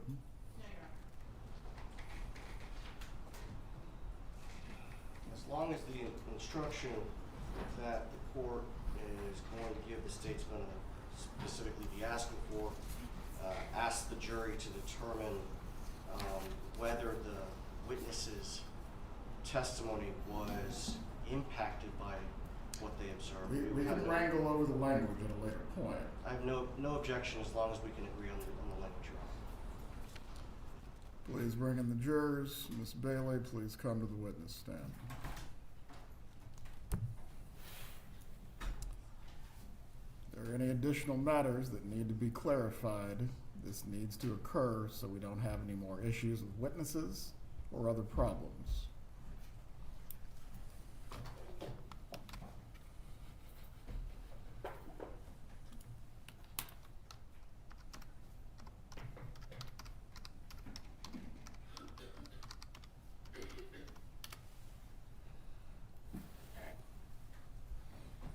All rise, jury entering the courtroom.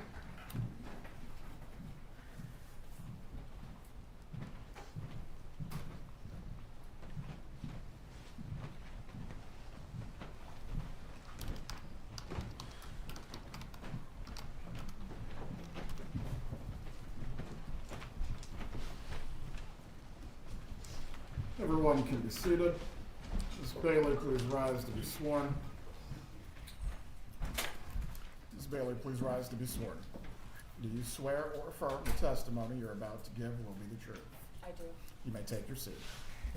You may examine as you're ready. Thank you, Your Honor.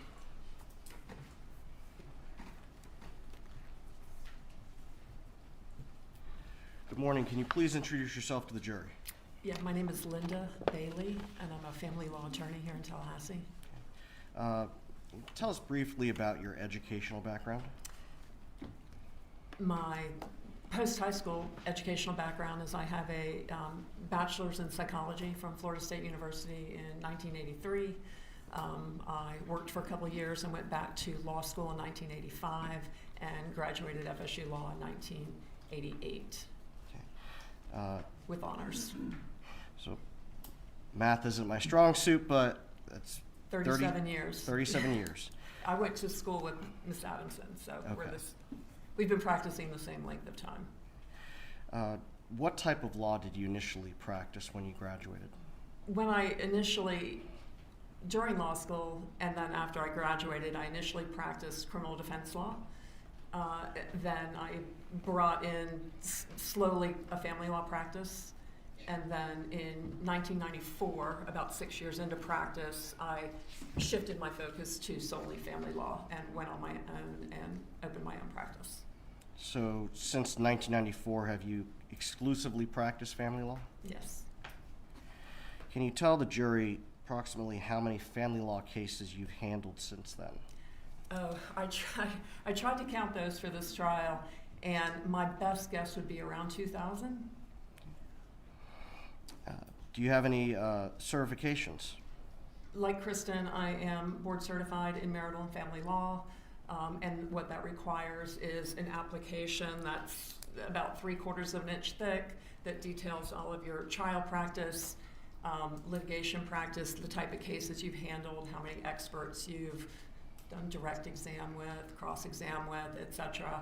Then once you provide your application, the bar does a peer review, and that includes sending very detailed questionnaires out to opposing counsels and judges in front of whom you've practiced. And then based upon that peer review, they will invite you to take the exam. The exam is a 6-hour exam done in Tampa. And I think the year I took it, 41 people sat for it, and I think 9 passed. So it's a pretty rigorous process. Okay, and before we continue, the clerk had asked me to have you spell your name. Can you spell your last name, please? Yeah, Bailey. Thank you. How many board-certified family law attorneys are there in the state of Florida? I believe there are about 274, according to the Florida Bar. Okay. And do you know what percentage of lawyers in Florida are board-certified in marital and family law? I think less than 1%. What do you have to do to maintain your certification? Well, ordinarily, lawyers have to do a 30 hours of continuing education every 3 years. To maintain your board certification, you have to recertify every 5 years, and you have to do 75 hours of continuing education every 5 years. So there's an enhanced legal education, continuing education requirement. And then you also have to continue practicing in the area where you have a certain number of trials of a certain length of time that you also have to do within that 5-year recertification period. And you have to and they also send more peer reviews out every 5 years. So all of the other opposing counsels, other board certified lawyers in your community get a questionnaire, and they get to fill that out about their impression of working with you, and that goes back for your recertification. And judges also get that same peer review? They do.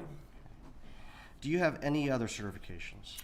I'm a board Supreme Court certified mediator, and that was probably the mid-aughts, 2006, 8. I can't remember exactly when that was. What's required to be a certified mediator? It's a 40-hour course. I went to Orlando Monday through Friday, and then after the course you do co-mediations with other mediators, and then you have to do some supervised mediations, and then you're certified. They have the same recertification period, not as enhanced as a board certification, but you do have to take enhanced continuing education that might be a little bit different than you do for either your bar license or your board certification. Have you maintained your board certification since you were first certified in 2011? Yes, I have. Have you received any other recognitions during your career? Well, U.S. News and World Report puts out a Best Lawyers in America publication annually, and I've been recognized in that publication for many years.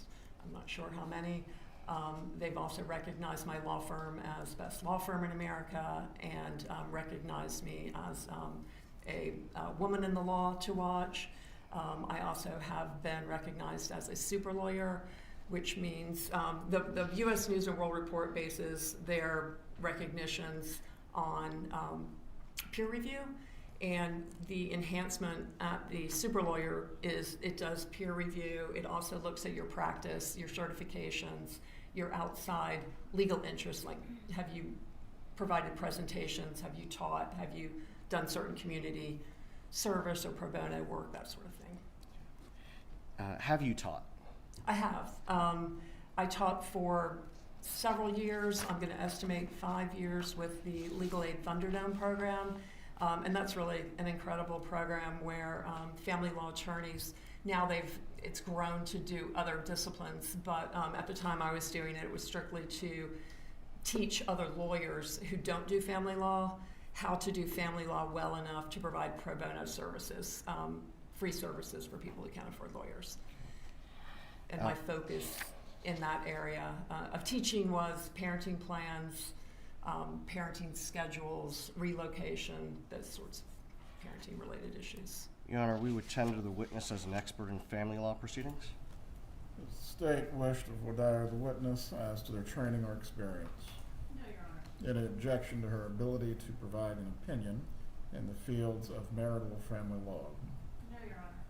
Members of the jury, the witness will be permitted to provide an opinion while she testifies in the areas of marital and family law. Thank you, Your Honor.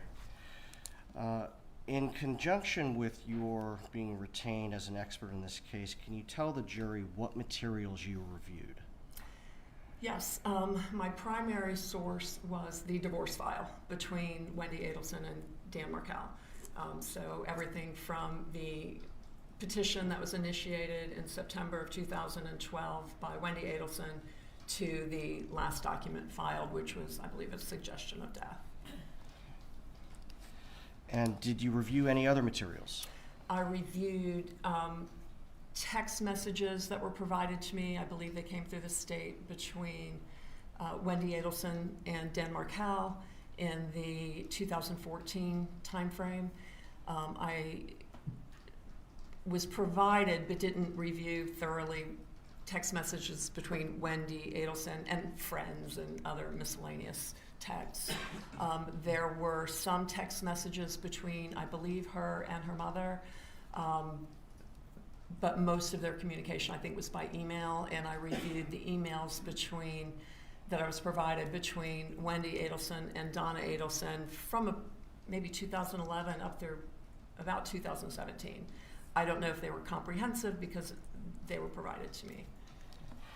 Did you also speak with Ms. Adamson concerning her representation of Wendy Adelson? I did. I spoke to her for about an hour a couple of weeks ago to kind of confirm my impression of some of the motions that were filed. Okay.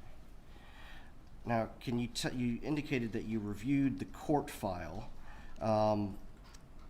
When was the dissolution of marriage action begun?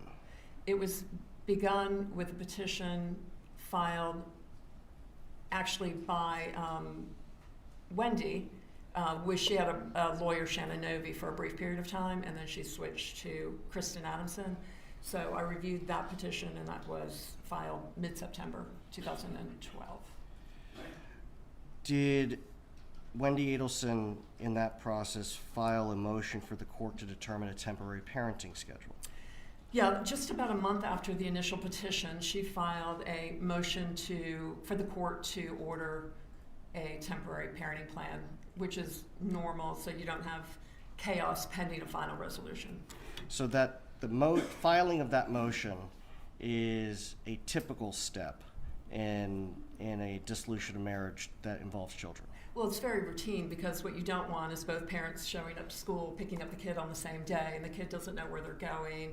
And it creates a lot of stress for the children if they don't have a plan. So it's important for the parties to get together early on and figure out what they're going to do until the court can make a final ruling. And what specifically was Wendy Adelson's request in that temporary parenting plan concerning time sharing?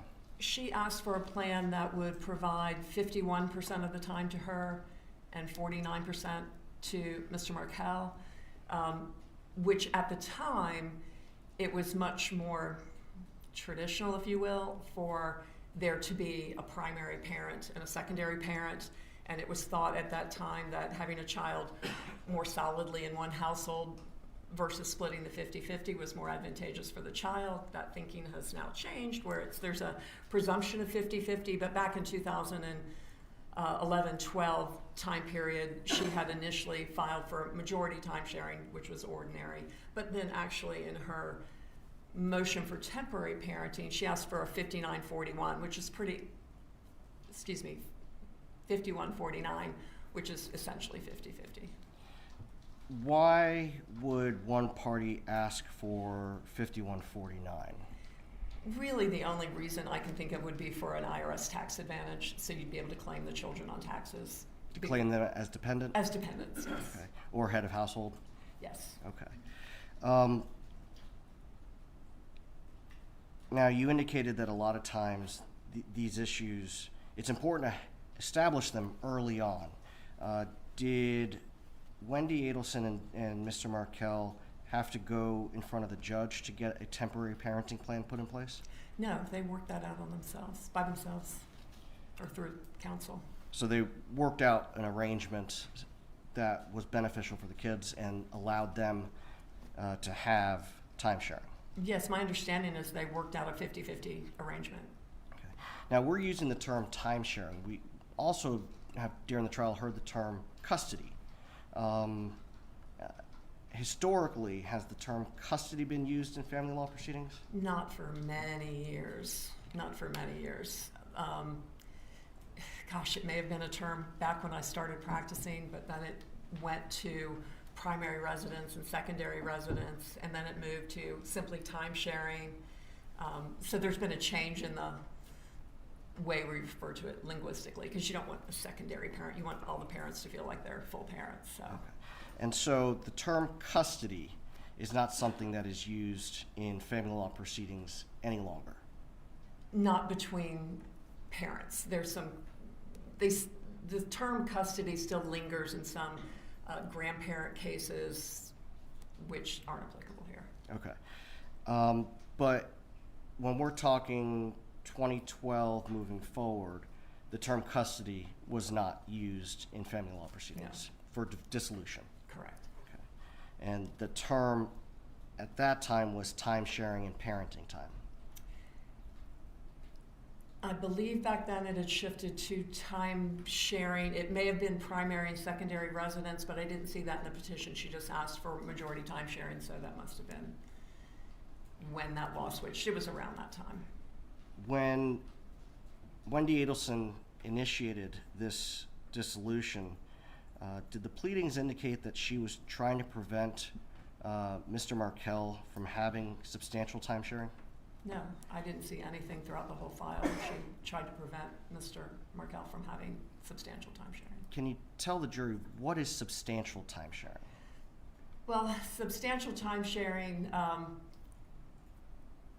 again, the definition has changed. It used to be more, in this era, it was more than 40% time sharing. And now, for the purposes of child support adjustments, it's kind of been reduced to 20% or more. But I think when we're talking about time sharing versus how it impacts child support, substantial time sharing, I think everybody would accept would be 40% or more time sharing. So, in other words, when Wendy initiated the dissolution against Mr. Markel, she was not trying to prevent him from having 40% or more of the overnights. I never saw anything other than the 49-51.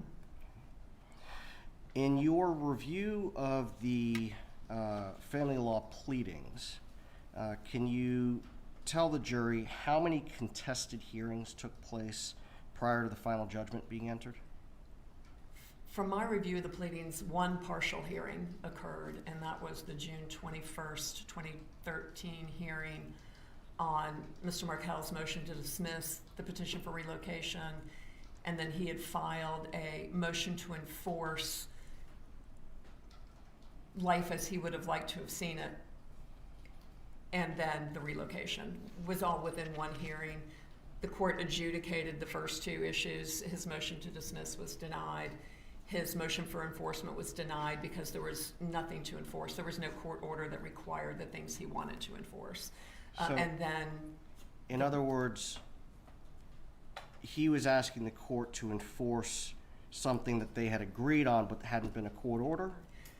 Well, I don't even know that they had agreed on things. He had kind of a sense of the way he would like to see life, which had to do with being really intrusive at Wendy's home. He wanted to go over there often during her time sharing. He wanted to have a great deal of contact. He wanted video contact, things like that. And so, and I think there was maybe a recommendation, I could be confusing this with a later motion, where the child care owner had made a recommendation about something, and he wanted to enforce the recommendation from the owner of the child care. None of those were enforceable because they'd never been ordered by court or even put into any sort of formal document. So that was denied. So let me understand correctly, he was asking for court authorization to be able to go over to Wendy's house? In that particular motion, I could look at my notes, but I don't remember exactly the detail. Ordinarily, when you file a motion for enforcement, you have a court order that says the other side has to do A, B, and C. And if you don't do A, B, and C, you file a motion to enforce. But you can't enforce an email communication back and forth where you said, you know, you can have them on Tuesday, and then Tuesday you change your mind. There's no court order to enforce. They just change their mind. So he was trying to enforce conversations that he had had with Wendy that had no court-ordered basis. Okay. Now, you mentioned the motion, Mr. Markel's motion to dismiss the petition for relocation, his motion for enforcement. Was that also the same hearing where the relocation petition was heard? The same hearing. Okay. And based on your review of the file, what happened at that hearing? Based on my review of the file, the court adjudicated his motion for enforcement and denied it, adjudicated the motion to dismiss and denied it, and he was basically saying that the petition for relocation was baseless and that the court should deny it, and the court said no, it had merit, so we're not going to dismiss it. And then my understanding is before the hearing finished, Wendy essentially capitulated and said, okay, I'll agree to the denial of my relocation. And what's consequential about that is if they could have continued the hearing, finished their testimony, and appealed the order. So by her capitulating and stopping the hearing midway, she waived her right to appeal the denial of the relocation.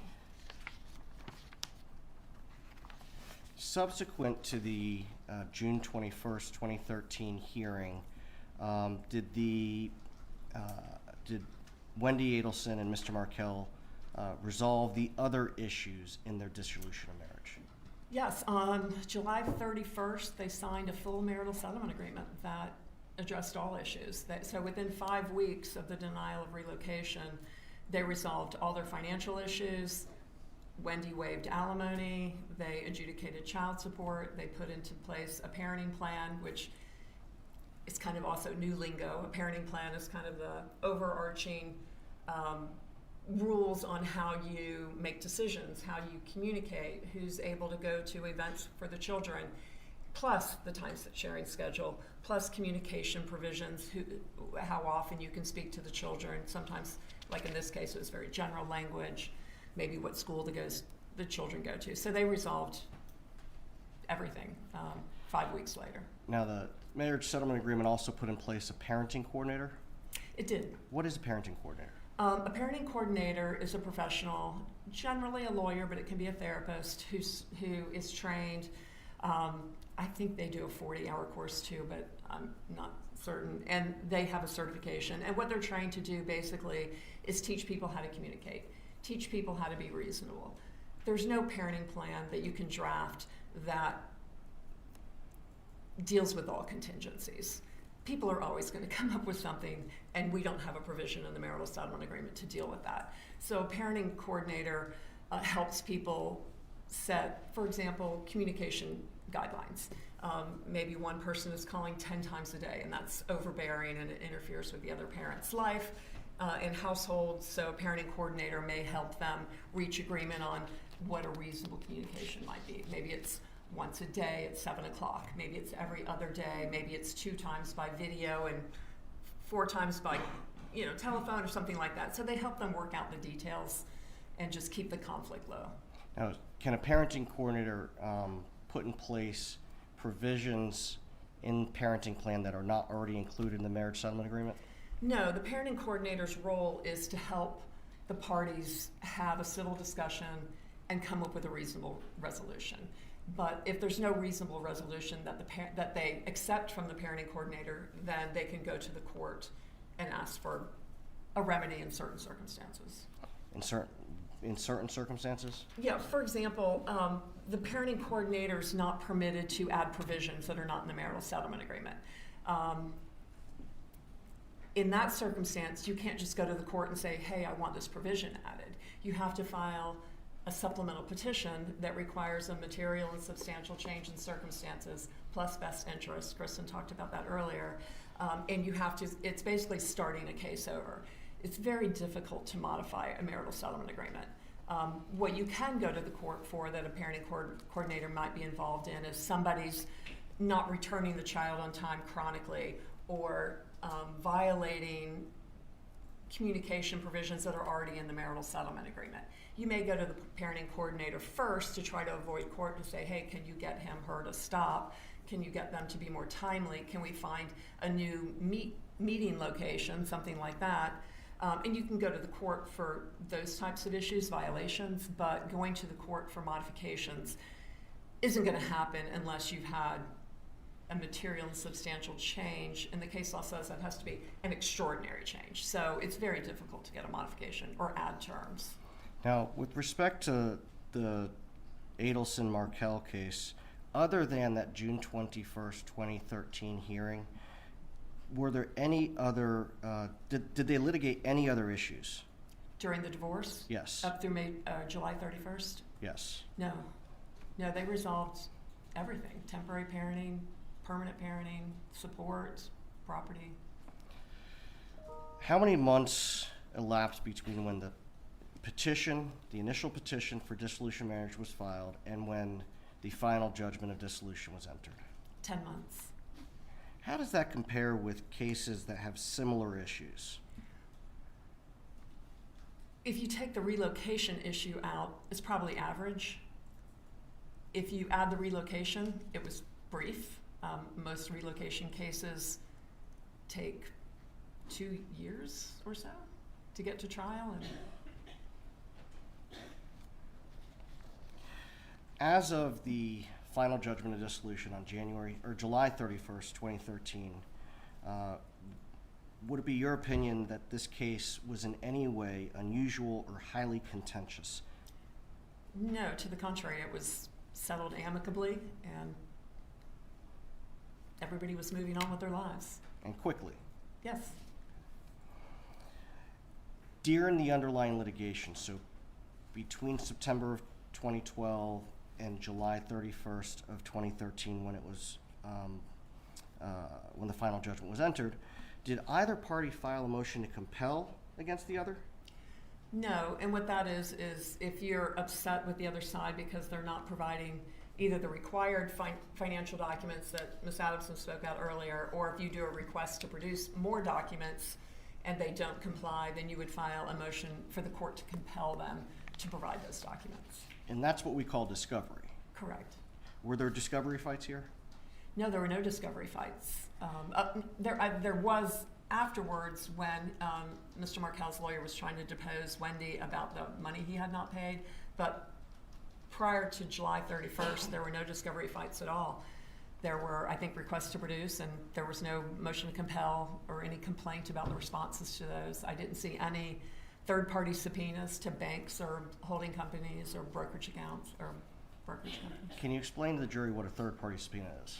Yeah, so for example, if you believe that a party has an asset that they're not disclosing, and if you know, in general, sometimes we do kind of blanket ones, but generally if you know where those documents might be held, whether it's Fidelity or Wells Fargo or Bank of America, then you can do a subpoena. You do a notice first, and then you have to wait 10 days and then you can issue the subpoena directly to the bank or the person holding those records and ask them to provide you the records directly, so you don't have to get them from the other party. So sometimes we'll have parties who just don't cooperate. They don't provide anything. We know they have retirement accounts. I have one right now, and he will not give us his retirement account because he does not want it split.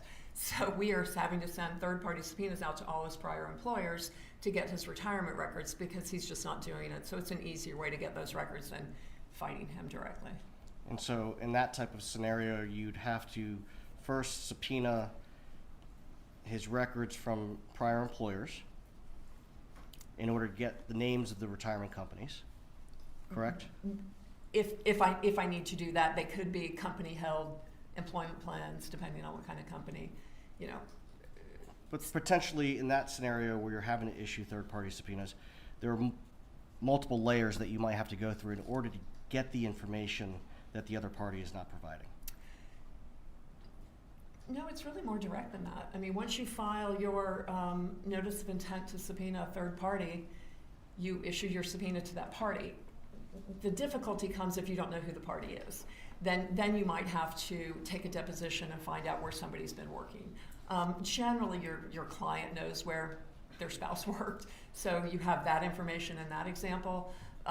But there could be, like we have a case right now where there's like 140-something real estate properties all over the country. And that makes it more difficult, obviously. So we're having to go into databases all over the country in different states to look for people and then find out who the management company is and then third-party subpoena the management company. But that's an outlier.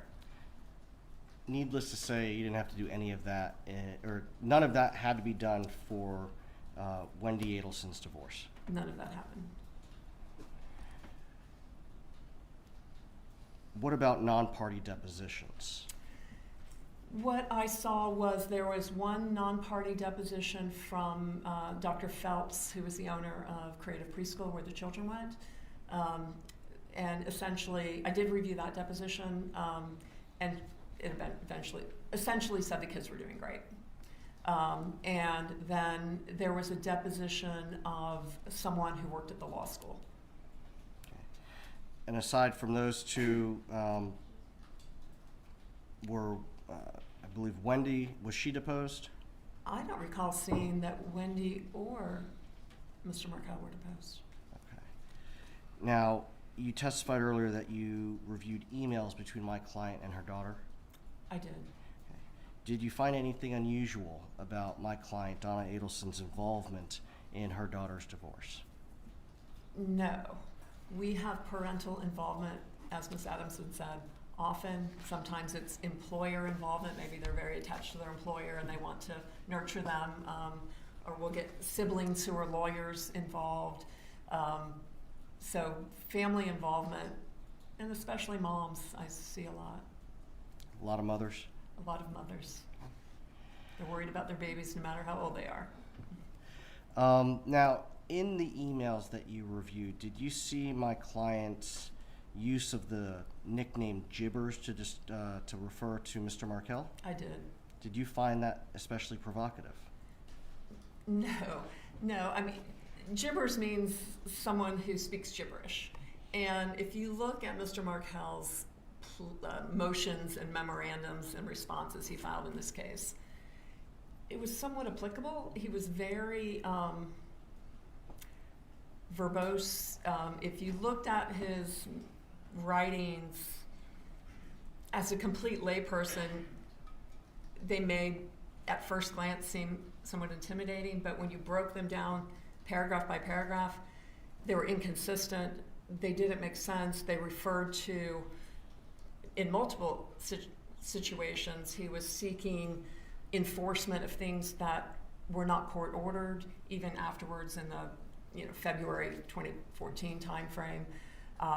So he was very wordy. He would file a 16-page response, and then he'd file a 16-page memorandum that said the same thing, and then he'd file a motion related to that said the same thing. So he was, a lot of his, the things that he filed, papers that he filed, which were signed by his lawyer, but they were consistent throughout all the lawyers, so it appeared that he was drafting them, were very, very wordy and full of hyperbole. In that same vein, the lawyers that represented him, have you litigated opposite them in the past? I have. The pleadings that they signed on Mr. Markel's behalf, are those consistent with the pleadings that you've seen them author in the past?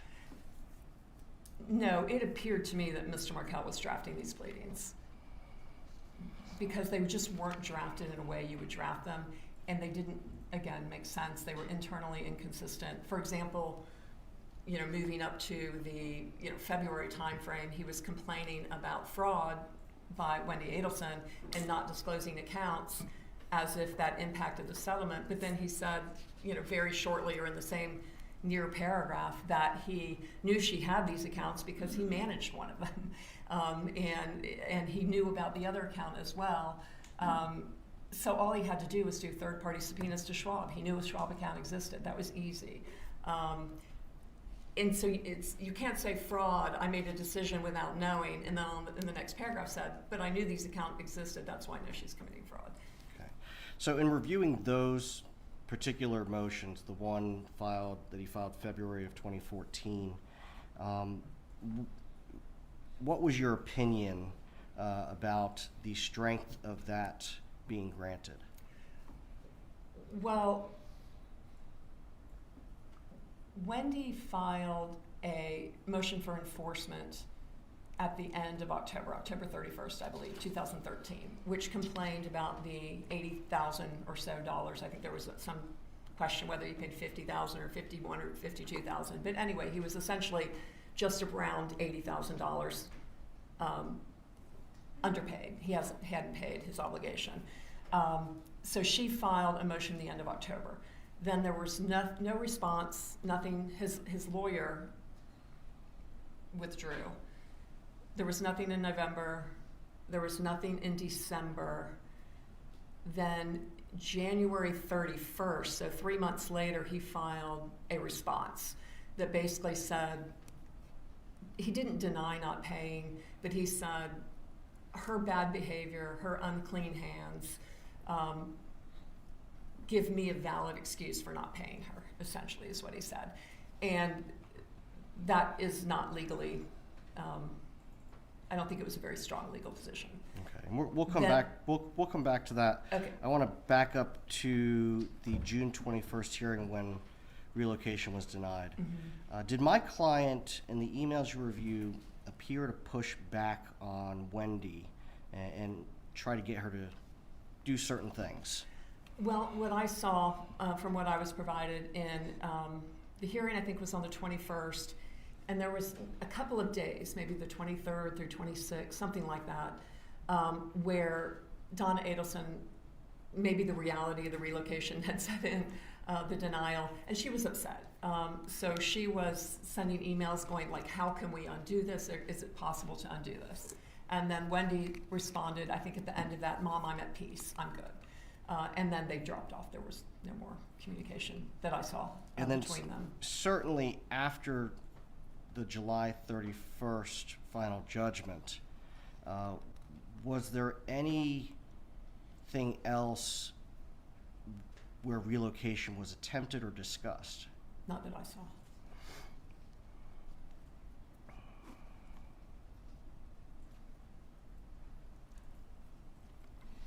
Now, when you are representing clients, how do you handle the involvement of their parents or loved ones in your client's divorce?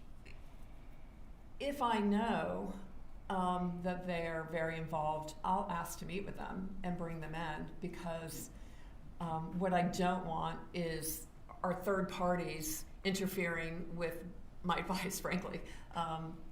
So if they misunderstand the law or they're giving advice to my client contrary to my advice, then I want to talk to them. I want to hear their point of view, and I want to give them my point of view. And I find it's easier for my client to have everybody around them on the same page.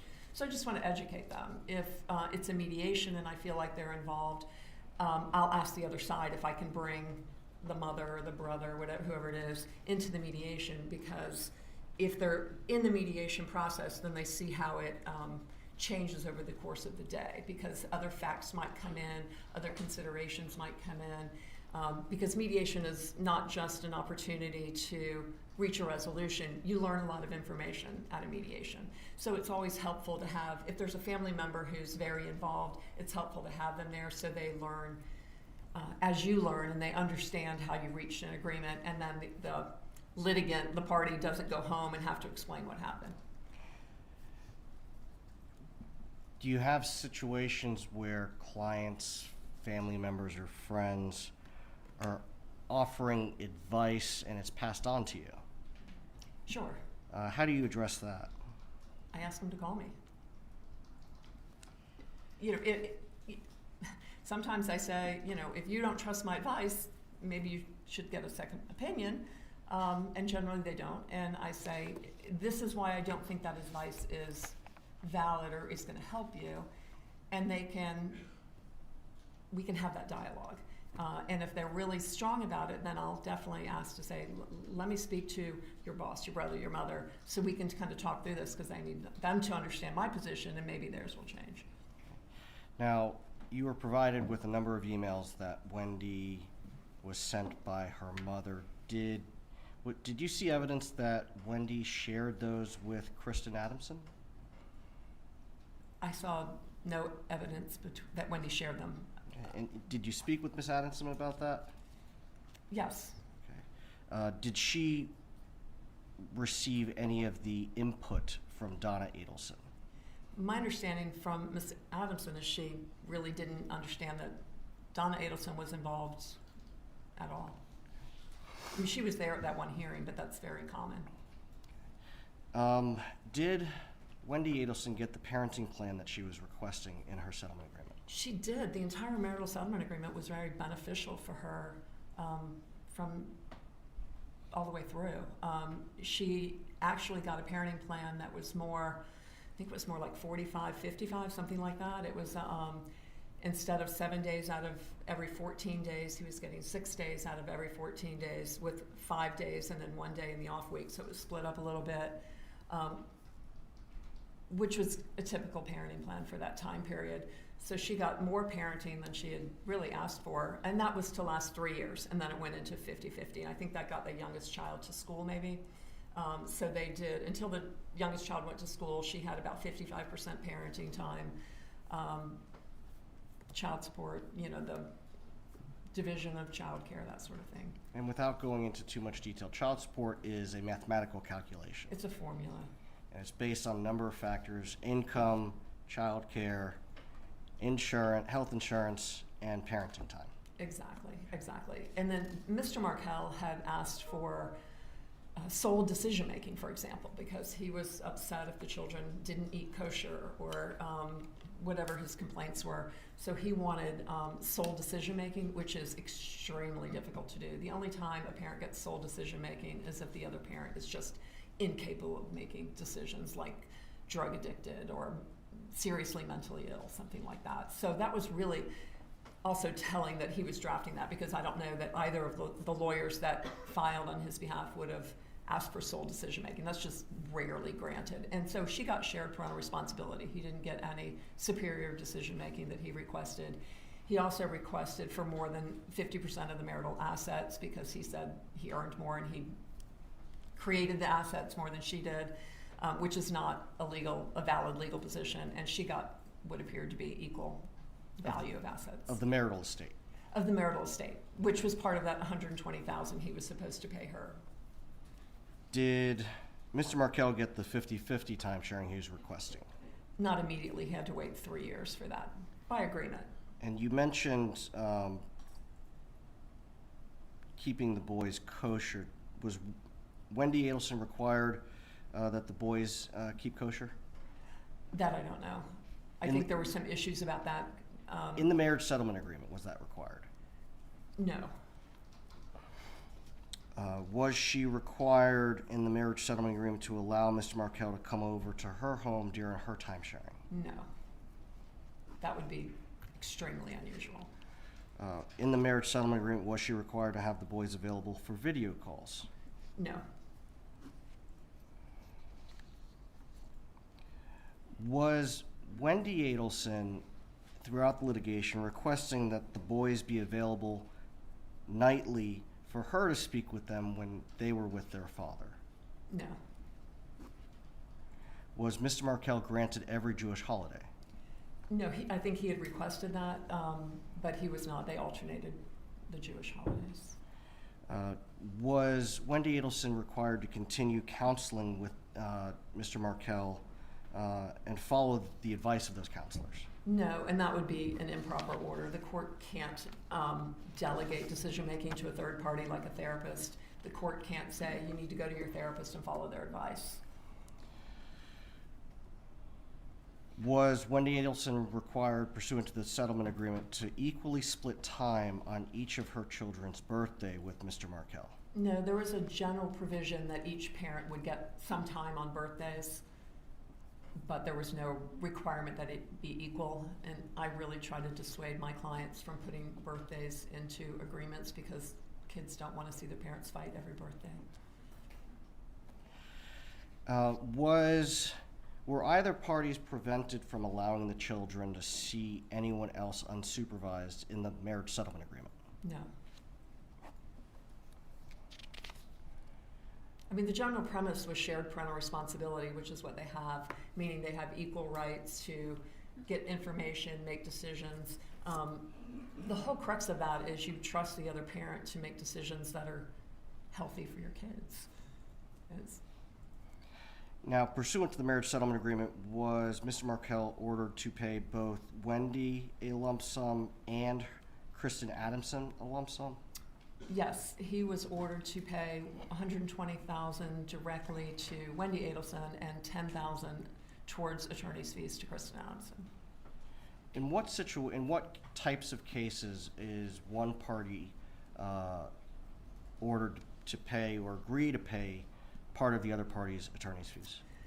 When there's a disparity between assets and income, so it can be assets or income or assets and income. I think in this situation, Mr. Markel's income was twice or so Wendy's, and his assets, from what I understand, including the non-marital assets, were more substantial than Ms. Adelson's. In your opinion, was the marriage settlement agreement that was incorporated into the final judgment favorable to Wendy Adelson? Yeah. Yes. Now, later, But it was very fair. It was measured. I say that favorable only because he was asking for things that would have made it unfavorable and that were unusual requests. And at the end of the day, he gave up on those, and they got a very typical marital settlement agreement. so from September of 2012 until the final judgment, July of 2013, as far as the litigation is concerned, it was not very contentious. Not at all. Now, after July 31st of 2013, did either side file any enforcement actions? Just the 3 months later, the payments for Mr. Markel were due within 60 days, so that would have had them due at the end of September. And so, taking Kristen Adamson at face value that she tried to work this out during the month of October, on October 31st, she filed a motion for enforcement of the 100, well, what's left of the 120, 70-ish, plus the 10 for fees. Okay. So Mr. Markel had 60 days to pay those amounts, Correct. and Ms. Adamson waited until 90 days after the agreement was entered, the judgment was rendered, and 30 days after the deadline, she waited to Correct. file. She did. Okay. And even that was a pretty ordinary motion.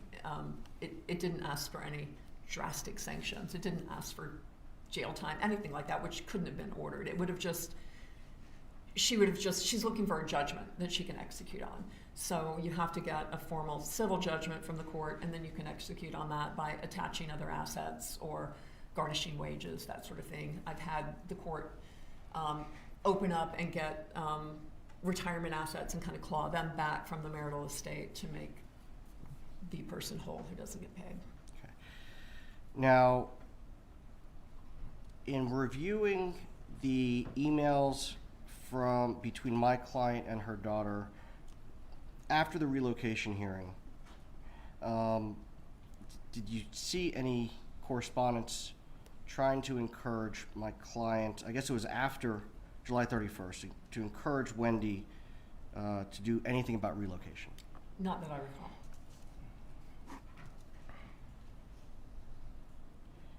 From your review of the emails and the pleadings, did it appear my client accepted that Wendy was going to be staying in Tallahassee? Yes, it was done. When you say it was done, what do you mean? I mean, Wendy waived her right to appeal that by agreeing that the relocation would be dismissed, so. Now, prior to final judgment being entered, would Wendy have been able to attempt negotiating with Mr. Markel to try to get relocation even though the judge denied it? She could have. Would there be anything improper with Wendy or her family through Wendy offering some sort of financial incentive to Dan Markel to convince him to agree for her to relocate? I see that all the time. I mean, I had a client pay $850,000 to somebody who didn't, to get her to not relocate. I've seen $35,000 to get whatever parenting plan you want, or to get less time. So depending on your financial circumstances, that number can be wide-ranging, but it's common. And in mediations, it's often common to see where the pain points are. If the pain point is money, then you use that pain point to get what you want on parenting. It's a negotiation, so that's routine. Nothing unusual about Routine. that. Okay. Now, you testified earlier that you were provided text messages between Wendy Adelson and Dan Markel after the divorce was finalized. Yes. Although they didn't agree on everything, did it seem to you that it was amicable? Yeah, I was only provided, I think, what the state provided to you, which was between maybe April of 2014 through June of 2014. So it was a few month period, even after these motions had been filed that kind of upped the temperature a little bit, and they were working well. I saw some communications where Mr. Markel was inviting her to join him in the Boys for Ice Cream. I know that there were many occasions where he was traveling and his travel plans adjusted, and she adjusted exchange times based on his travel. I think he did the same for her. They were swapping days. It was actually much more amicable than many cases I see. They were very flexible with each other. Now, you indicated earlier that October 31st, 2013, Kristen Adamson filed a motion for enforcement. Correct. You mentioned a motion for enforcement and contempt. What is contempt? Well, in this context, I think that's just the title of her motion, because in the body of the motion, she didn't ask the court, I don't believe, to find him in contempt of court. She was just looking for a judgment so she could execute on the judgment and collect her money. So although the motion itself may have been entitled enforcement and contempt, the prayer for relief didn't include any request that the court find him in contempt? I don't recall seeing that at all. I think the court said make him pay, ask the court to make him pay. And what that means is give me a judgment so I can enforce on that judgment, however that may be. It's just a collections issue. You indicated that you don't think it was there. It would be helpful to see the pleading itself. Sure. May I approach the witness?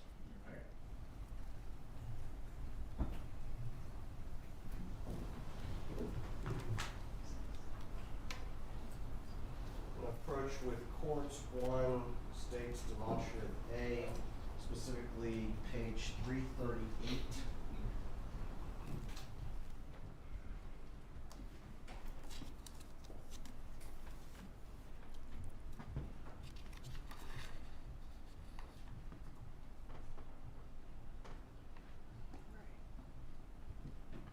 Is that the October 31st, 2013 motion that Ms. Adamson filed? It is. Okay. And the body of the motion, does it seek anything concerning contempt?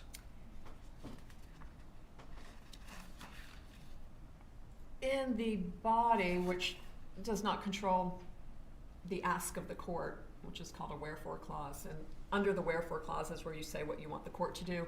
Above the wherefore clause, it sets out the facts. He was required to do this. It was due by here. Here's what he's done. Here's what he owes. She's incurred attorney's fees. And then she says attorney's fees pursuant to this agreement are a form of support. The former husband should be required to show cause why he should not be held in contempt for failing to pay a form of support. So that's accurate in the sense that the money owed to Wendy is not enforceable by contempt. The $10,000 fees can be enforceable by contempt. So she says that above the line, but then the wherefore, what she asked the court to do is enforce the marital settlement agreement, require him to immediately transfer to the former wife the remaining amount due to her pursuant to the marital settlement agreement, together with statutory interest on the same, order him to immediately pay the wife's attorney's fees of $10,000 and award her attorney's fees for this action. So all she's asking, she's not asking the court to hold him in contempt here, she's just asking the court to order him to pay it immediately. And the sanction for him would be he'd be required to pay the attorney's fees to Kristen for having to file this motion, and he'd be required to pay statutory interest on the unpaid amounts from the date it was due until the date it's paid. So that's his full exposure.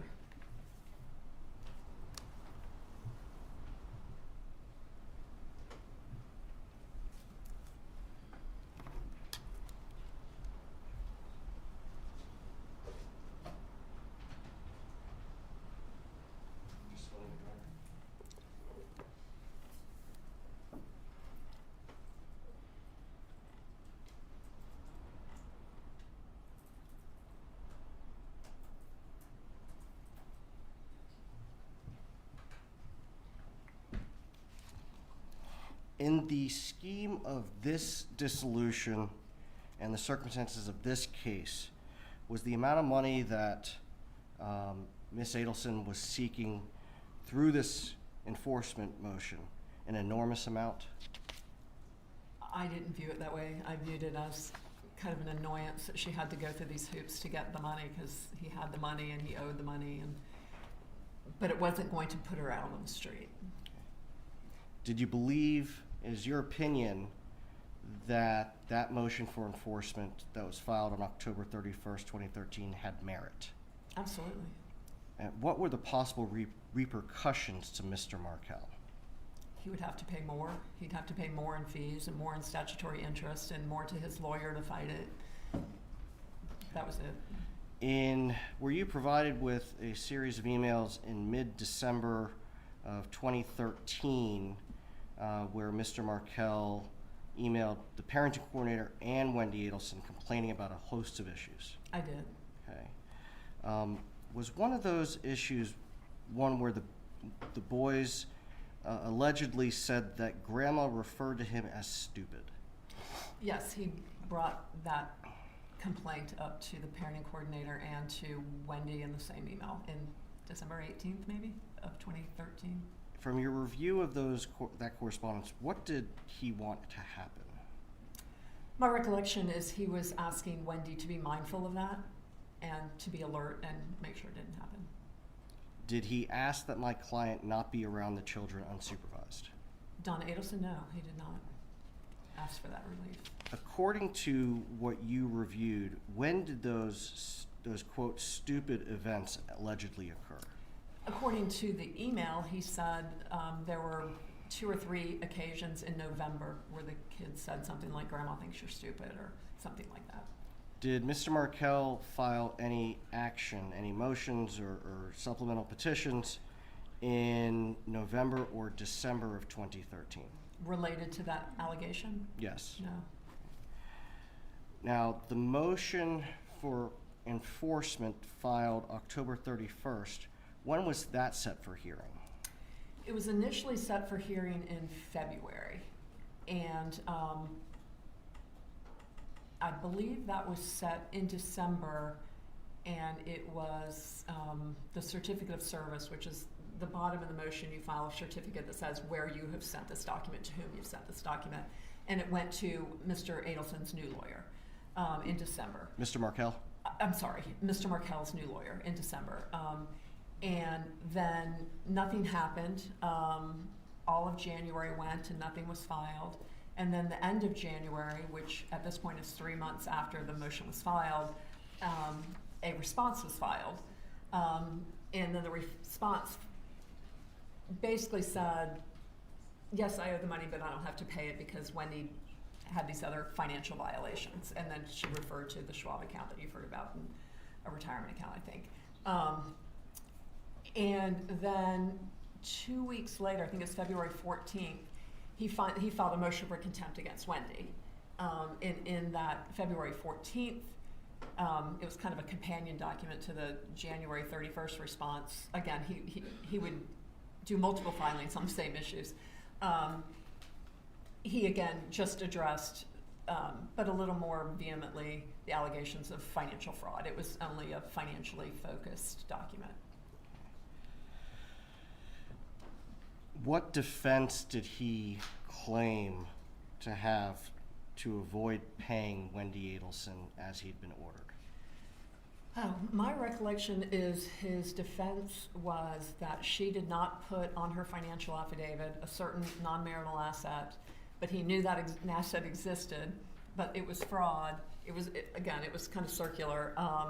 And there was, he said he didn't have a updated document at the time of the marital settlement agreement or something like that, to know what the then value was. But those are all pre-divorce issues. So he had ample opportunity during the divorce to do third-party subpoenas or motions to compel or other ways to get those documents. And then, according to Chris, all of those were dealt with in the marital settlement agreement anyway, and I don't have any reason to doubt that. But yeah, he was just trying to say one good breach deserves another or something like that, and it wasn't legally supportable. That's not a valid defense. Pardon? That's not a valid defense. I wouldn't make that defense, no. Okay. Now, if a party in an action believes that there has been fraud in the underlying, securing the underlying agreement, is there a way in which they can contest that? There is. If you're alleging fraud, and if it's fraud in the financial affidavit, you don't even have to do it within the first year. But there's a rule that Ms. Adamson referred to. It's called 12.540, and that's where you can move to set aside the marital settlement agreement based on fraud. So if you find out later that they had won the lottery before you and didn't disclose, or that they had some stash of gold bars somewhere or whatever, you can come back in and say they didn't disclose that. But it has to be material. And so the case law is pretty clear that the fraud has to be an actual fraud that impacted the agreement. For example, I think there's one case that talks about maybe there was some minor $3,000 to $5,000 tiny IRA or something like that was never disclosed. They just had forgotten about it. It was very small in relation to the rest of the assets. And the court said that didn't really impact anything, that we're not going to set aside an agreement based upon that.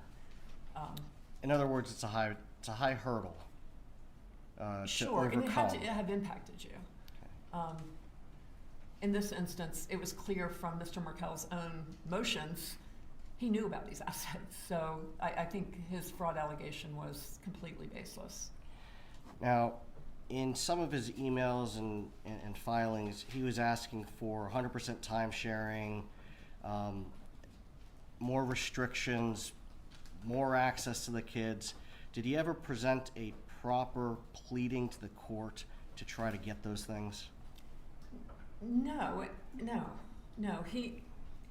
What happened was he did the January 31st response, and then he did the motion against Wendy on the financial issues February 14th.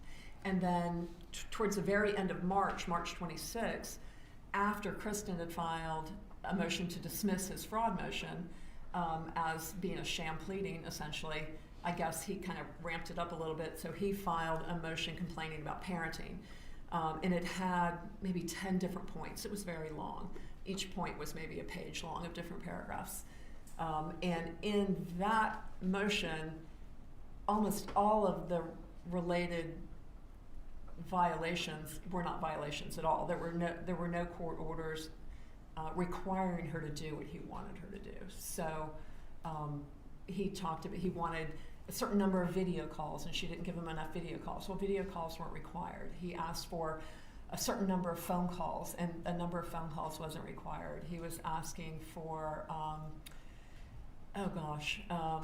there was some right of first refusal. He didn't like that when Wendy's parents would come to town, that she would maybe go have dinner with friends and let them spend time with the kids. Or she would let them stay home from school so her parents could spend time with them, and they were little babies. And he didn't like that because he wanted to be able to go to the childcare during her parenting time so he could see them every day. And I think the childcare person had asked him probably not to do that, but he wanted to do that. And he wanted her to go to like a therapist and follow the therapist's advice on basically doing what he wanted her to do. So it was a lot of noise trying to enforce something that wasn't a provision to enforce. There was no underlying court order to enforce. And is that the pleading that Ms. Adamson filed a motion to dismiss about? That may have been, I was thinking she filed it against the February 14th, but I could look at my notes and clarify if you'd like me. If it would be helpful. It would be helpful.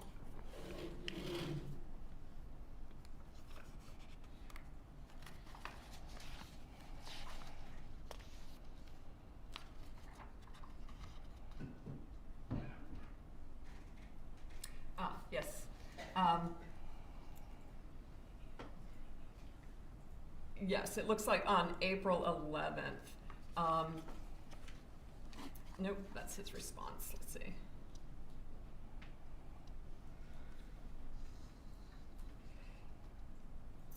Yes, it was before the, it was based, my recollection was correct. She filed the motion to dismiss on March 10th. To dismiss the motion regarding the fraud that he alleged on February 14th.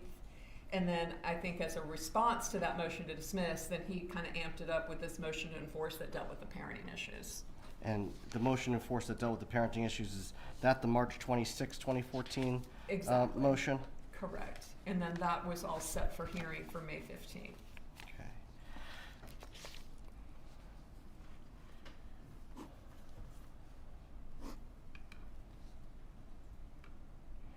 The complaints that he raised in the March 26, 2014 motion, you indicated there were things that he was asking for that hadn't been ordered.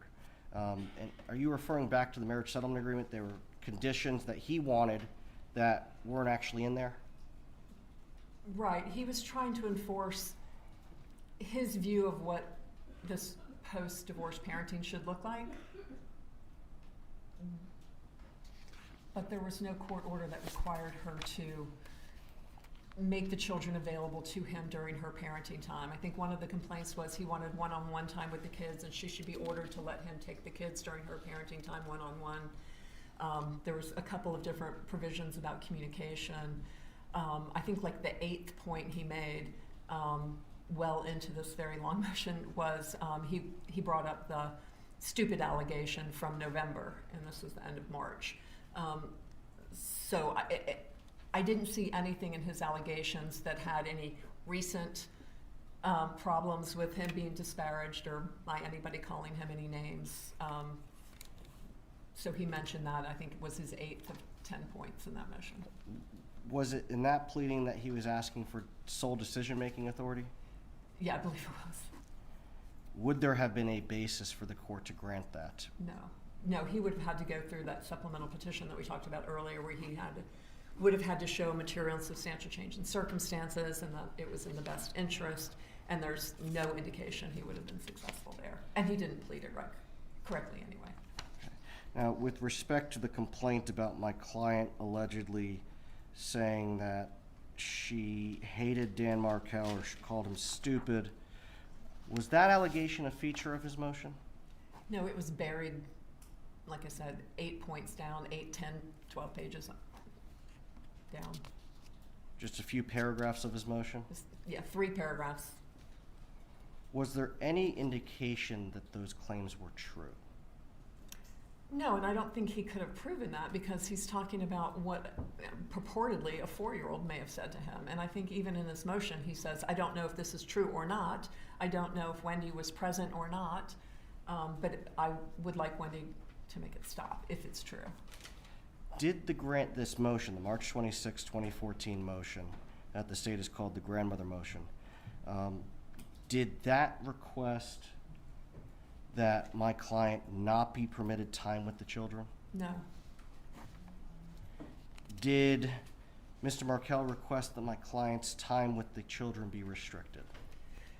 The only thing he requested, and he had the first right of refusal, maybe 0.4 or 5, and then he kind of tied in this grandparent thing on 0.8. But what he appeared to be upset about mainly was when she came to visit and they kept the children home from school, that he couldn't go visit the children at school, so he didn't want her having unsupervised time as it related to the first right of refusal. He wanted the kids to go to school and not be left alone with the grandmother because he wanted to see them. The same thing with the evenings. If she went out to dinner because her mom was in town and it gave her a chance to run out and see a friend or something, he wanted Wendy to have to call him so he could watch the kids even though mom's there to watch them, which that's not the purpose of a first right of refusal. And I was just about to ask that. What is the purpose of that? Well, the purpose is if a parent is unavailable and can't provide care for a child, then you offer the other parent the first right to take care of the child. It's not if, my rule, or what I tell my clients is if you can't make it to the hospital, if you can't meet the ambulance at the hospital, it's a first right of refusal. You need to have a parent available who can take care of any emergency. It's not to prevent the kids from having sleepovers or spending nights with grandma or anything like that. That's a normal part of a kid's upbringing, and so you don't want them to never be able to spend the night with grandma or never be able to go to a friend's house because they happen to be in a divorced family. Those are just decisions each parent makes within their own household. So a first right of refusal typically is triggered when the other parent is unavailable, out of town, that sort of thing. Okay. Now, have you ever seen a scenario where a court prohibited a grandparent from having unsupervised time with their grandchild? Only in one occasion I can think of, and he was a convicted child molester. What is your opinion about the persuasiveness of the March 26, 2014 motion that Mr. Markel filed?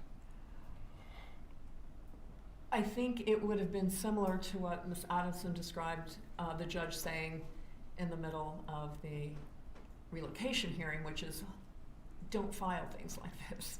I don't think it would have been well taken by the judge at all because it was a complete waste of everyone's time and money and emotion because it was baseless. It didn't tie to anything. Now, even if his allegations have been true, would the court have been permitted to modify the terms of the marriage settlement agreement based on his filings? No. Why? You have to do a supplemental petition if you want to modify terms of the marital settlement agreement. You can enforce terms, but you can't modify terms. In reading the motion, does it appear to be intimidating? No, I think when I was making notes, I put insert eye roll here.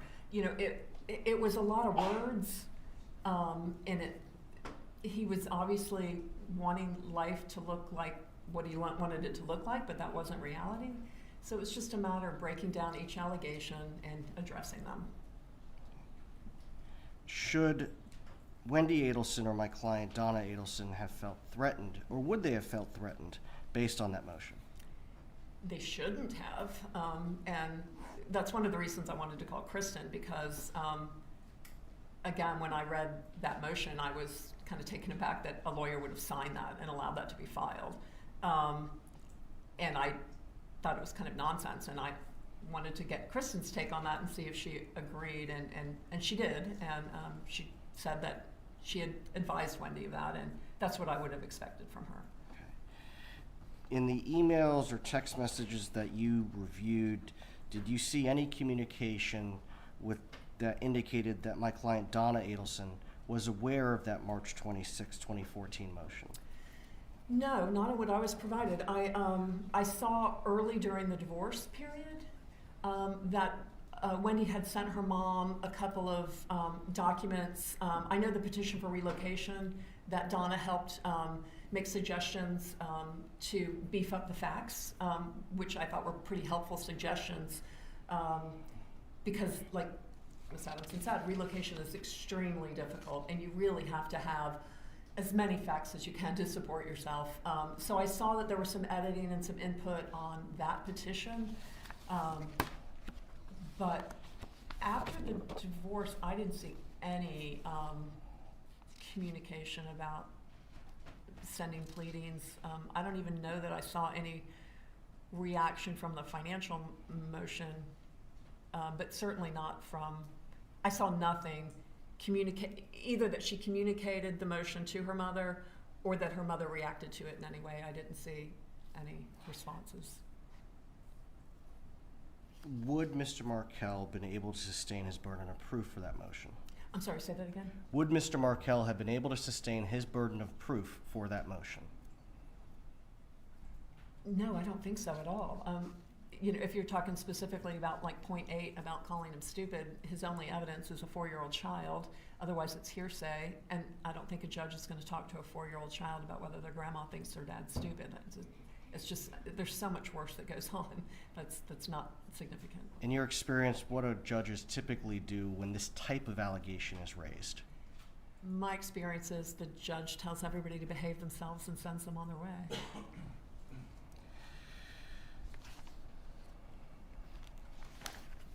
So we've talked about this not being a hotly contested case or a high conflict case.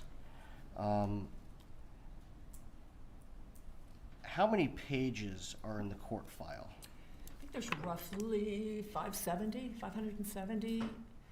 And again, a lot of those pages are kind of repetitive documents filed by Mr. Markel that might say the same thing. Like he'll do a motion, then he'll do a memorandum that says the same thing, then he may do a response that says the same thing, or in different orders. So 570 though. Okay.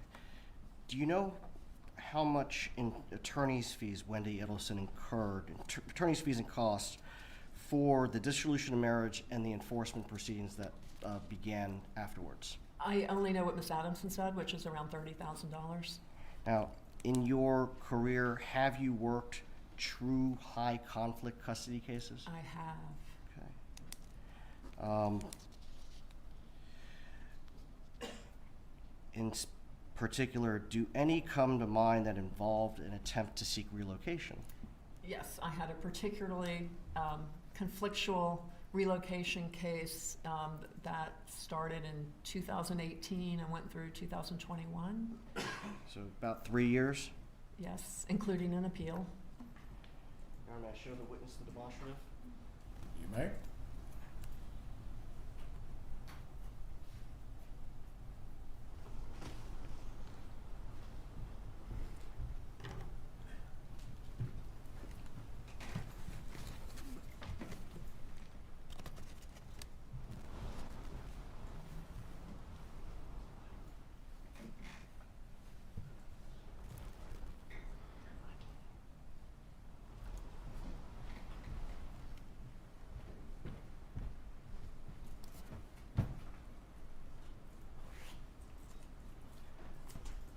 Volume 1, Volume 2, Volume 3, Volume 4, Volume 5. Is there a question to the witness? Do you recognize this file? Yes, I think I forwarded this to you. And these 10 volumes a example of a hotly contested relocation case? Well, I just count 500 pages per binder, so that looks to be about 5,000 pages. I think the actual pages were over 10,000, so this doesn't appear to be all of it. Okay. And there were 2 volumes on the record on appeal, so perhaps only one of those volumes got printed. So the clerk's file in the case that we're referring to as the demonstrative is twice as big as what we have in front of you. Yes, based on just assuming 500 pages per notebook. Thank you. Please sit down, Ms. Bailey.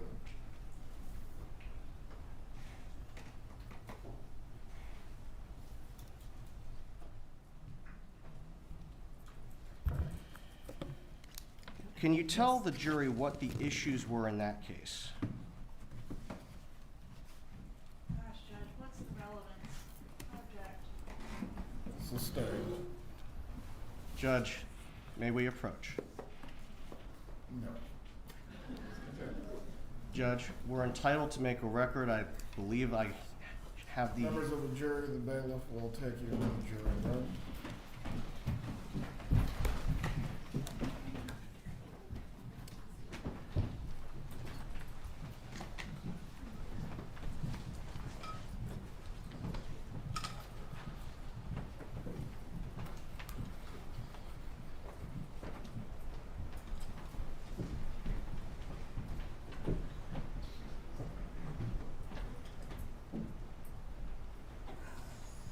You may be seated. The relocation issues within this case are certainly relevant as to a separate other case. What is the argument that you're seeking to make for the record? Your Honor, the relevance of this proceeding is the witnesses identified this as a hotly contested custody and relocation matter. I think we're entitled to have her explain what the issues were, what was involved in litigating that, as well as the amount of her fees that were incurred and the expenses that were incurred, so that we can make the comparison to the case that involved Donna Adelson and Mr. Dan Markel. Kappelman, any other argument on this issue? Just relevance, Your Honor. As to the point on relevance, the court's ruling remains the same. As to issues of relevance, again, the relocation that is disputed within this case as it relates to the divorce files certainly is an issue. As to any other case files, this witness may testify concerning her experience, but we're not going to go through this case file in its entirety. Please bring back in the jurors. Your Honor, that was not my intent to go through the case file in its entirety.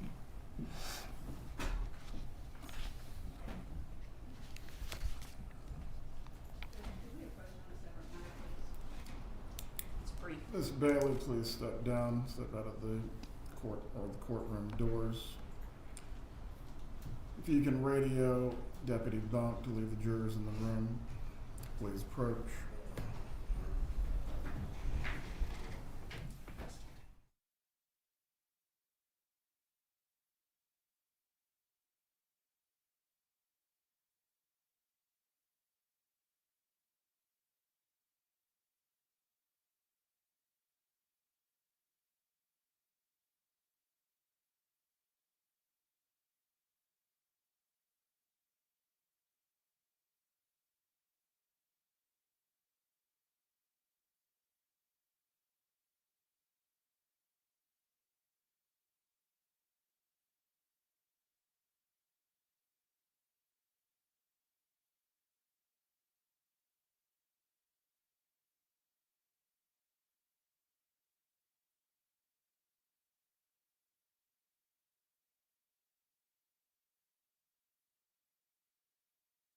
I'm going to remind you, do not make any gesturing, do not make any comments, do not make any expressions in front of the jury in any way that would be intended to inappropriately influence them. Are the jurors using the restroom? They are. Please use the restroom or stretch your legs if you need to. We will continue with the witness after that.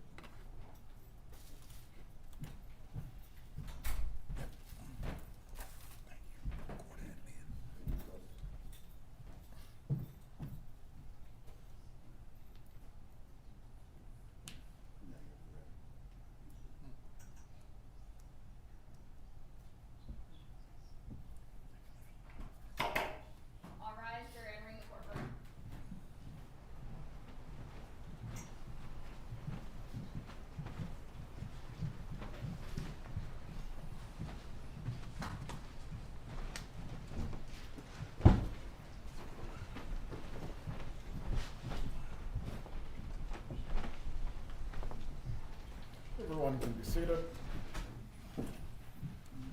Please continue with your examination. Thank you, Your Honor. Ms. Bailey, how did the Adelson-Markel divorce compare across the variety of cases that you've handled? Simply, it was routine, it was amicable.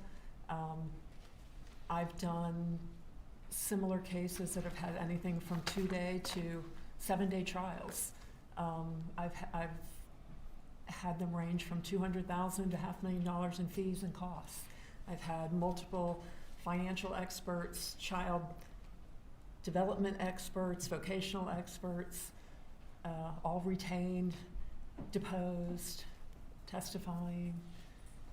I've had cases with multiple discovery issues, discovery over psychological records, financial records, third-party subpoenas, 2 full days of deposition of just one party. This was an easy case compared to many. Did it look worse than it was because of the way in which Mr. Markel's pleadings were drafted? Yeah, I mean, he drafted pleadings, motions, I think, and responses would be more appropriate than pleadings, but that's kind of technical. He drafted them like he was drafting a law review article or something. They weren't technically correct. They were verbose. They were hyperbolic. He used a lot of inflammatory language. But when you really looked closely at his requests of the court, there was no there. There was no foundation for his asks. Nothing further, Your Honor. Cross-exam.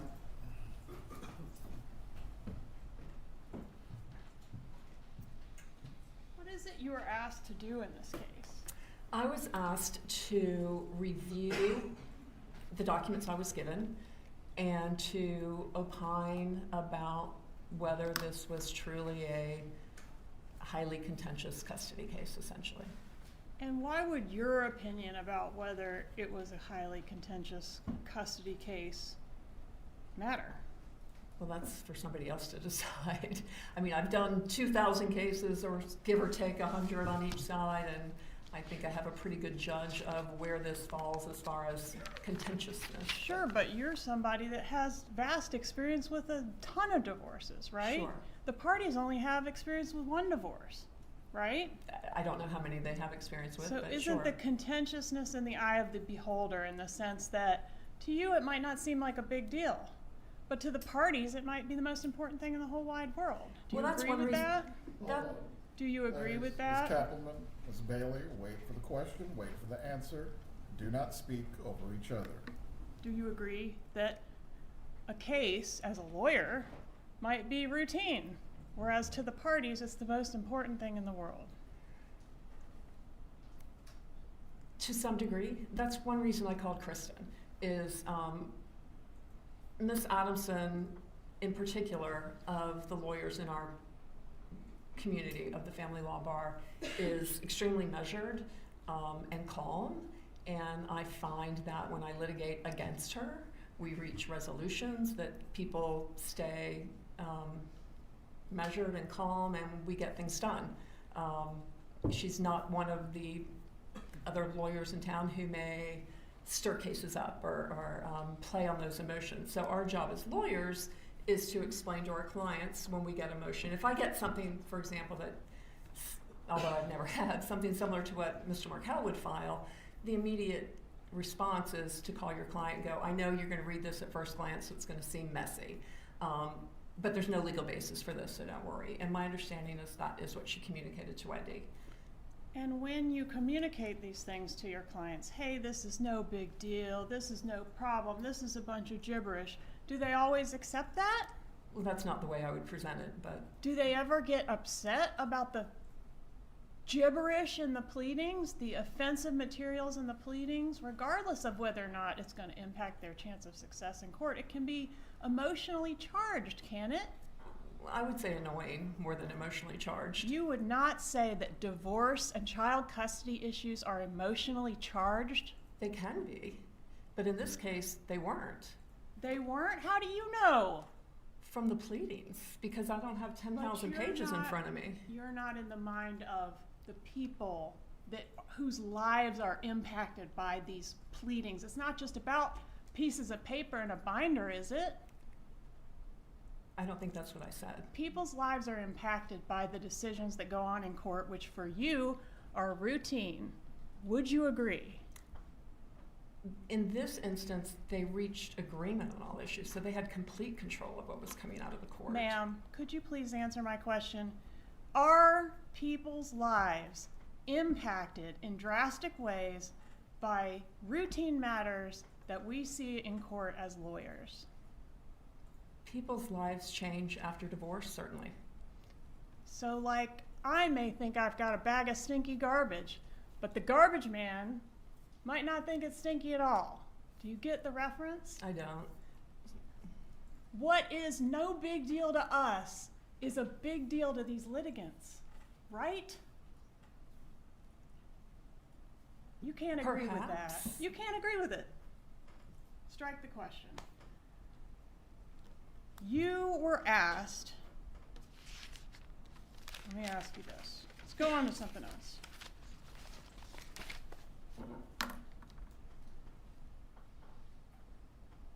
Have you ever had people get murdered or commit suicide based on the issues that are going on in your family law litigation? I've never had anyone murdered. I had in one instance a Middle Eastern person committed suicide just because there was a divorce, and that was shameful. So nothing was it was literally the day after the petition was filed, and he had threatened, if you file, I'm going to kill myself, and indeed he did. And to you, divorce is not shameful, is it? To me, divorce is not shameful. Divorce is not a basis to commit suicide, is it? Not according to me, but I didn't grow up in Iran or wherever this custom or feeling. Exactly, Ms. Bailey. To derived. that person, it was a reason to commit suicide, right? Apparently so. Aren't these issues raised in these pleadings potential fuel to make people upset? Potential fuel to possibly make people upset? Yes, ma'am. For example, you were asked about what we've called the grandma motion. You say, oh, it's no big deal, it wouldn't be granted, it was buried in there. But the allegation is, grandma is disparaging me to these kids, and I won't tolerate it, right? Couldn't that be upsetting to grandma? You'd have to ask grandma. I don't. Exactly. It shouldn't have been. There was no proof, It shouldn't have been, in your opinion. in my opinion. But in your opinion, divorce is no reason to commit suicide, right? True.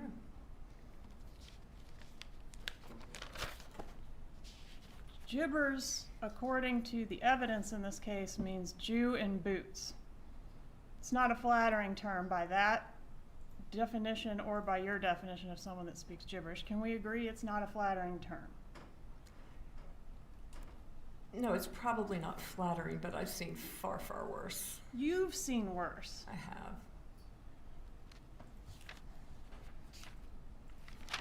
If Mr. Markel wasn't paying by the deadline, isn't that something that would be potentially upsetting to the parties or their family members? I don't know how upsetting $80,000 would be. I don't know.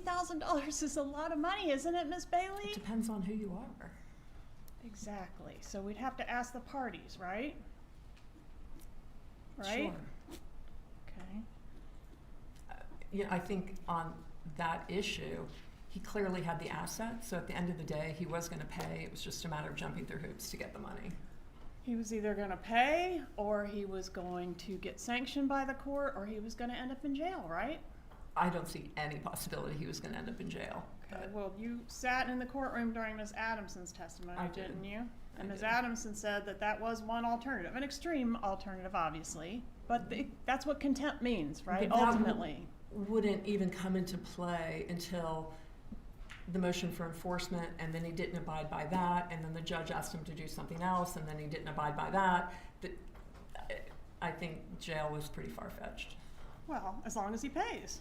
Ultimately, the teeth is you go to jail. No, that's not true. It's not true. Okay. Ms. Yeah. Adamson was incorrect on that point, I guess. Objection, Your Honor, it's not a question that we just strike. I'll What is rephrase the- it. What is Was the objection again?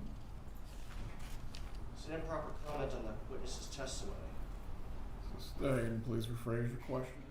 I said Ms. Adamson was incorrect on that point when she said jail was a potential option. Is that correct? Well, I could break it down. There's two different matters in that financial motion on October 31st. Mhm. One was the $70,000 still due to Wendy. Jail is not a possibility on that. That you don't send people to jail for failure to pay money. We don't do that. The $10,000 in fees to Kristen was more debatable because that could have been in the specter of support, and if you don't pay alimony or child support after repeated chances, I guess you could say, jail might be an option, but there's always a purge to that. So I've seen many times in child support, if you don't pay child support, then the judge says, bailiff, get, Mr. So-and-so or whatever, and then all of a sudden he comes up with money out of his pocket and he pays and he never goes to jail. So you always have the key to the jail when you owe a support obligation. So technically, if he wanted to go to jail rather than pay Kristen the $10,000, eventually there may have been a hearing where that happened. I've seen one person in my career go to jail over child support.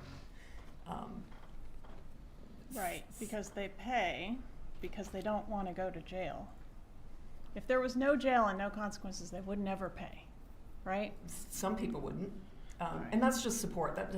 There's no jail consequence to the $70,000 due Wendy. It was only the $10,000 due Kristen that could have possibly remotely been a possibility. Did you see evidence in this case of Wendy taking her mother's suggestions, cutting and pasting them into an email as her own, and then forwarding those questions to Ms. Adamson?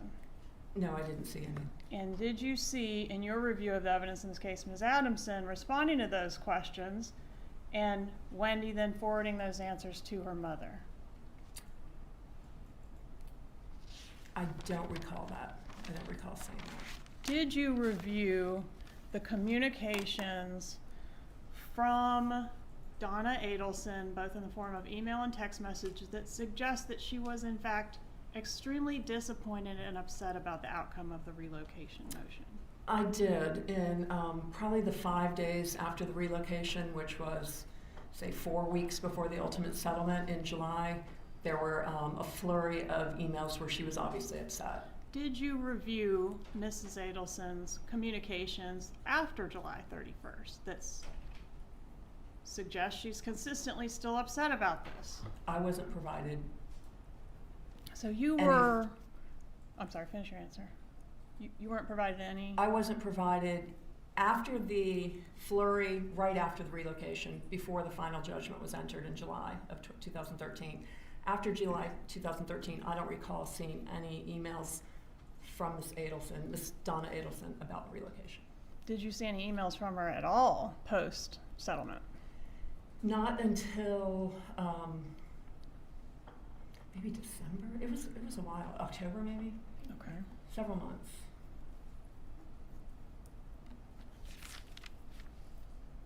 If Dan Markel had agreed to the relocation post-denial, post-stipulation, post, it could still happen, right?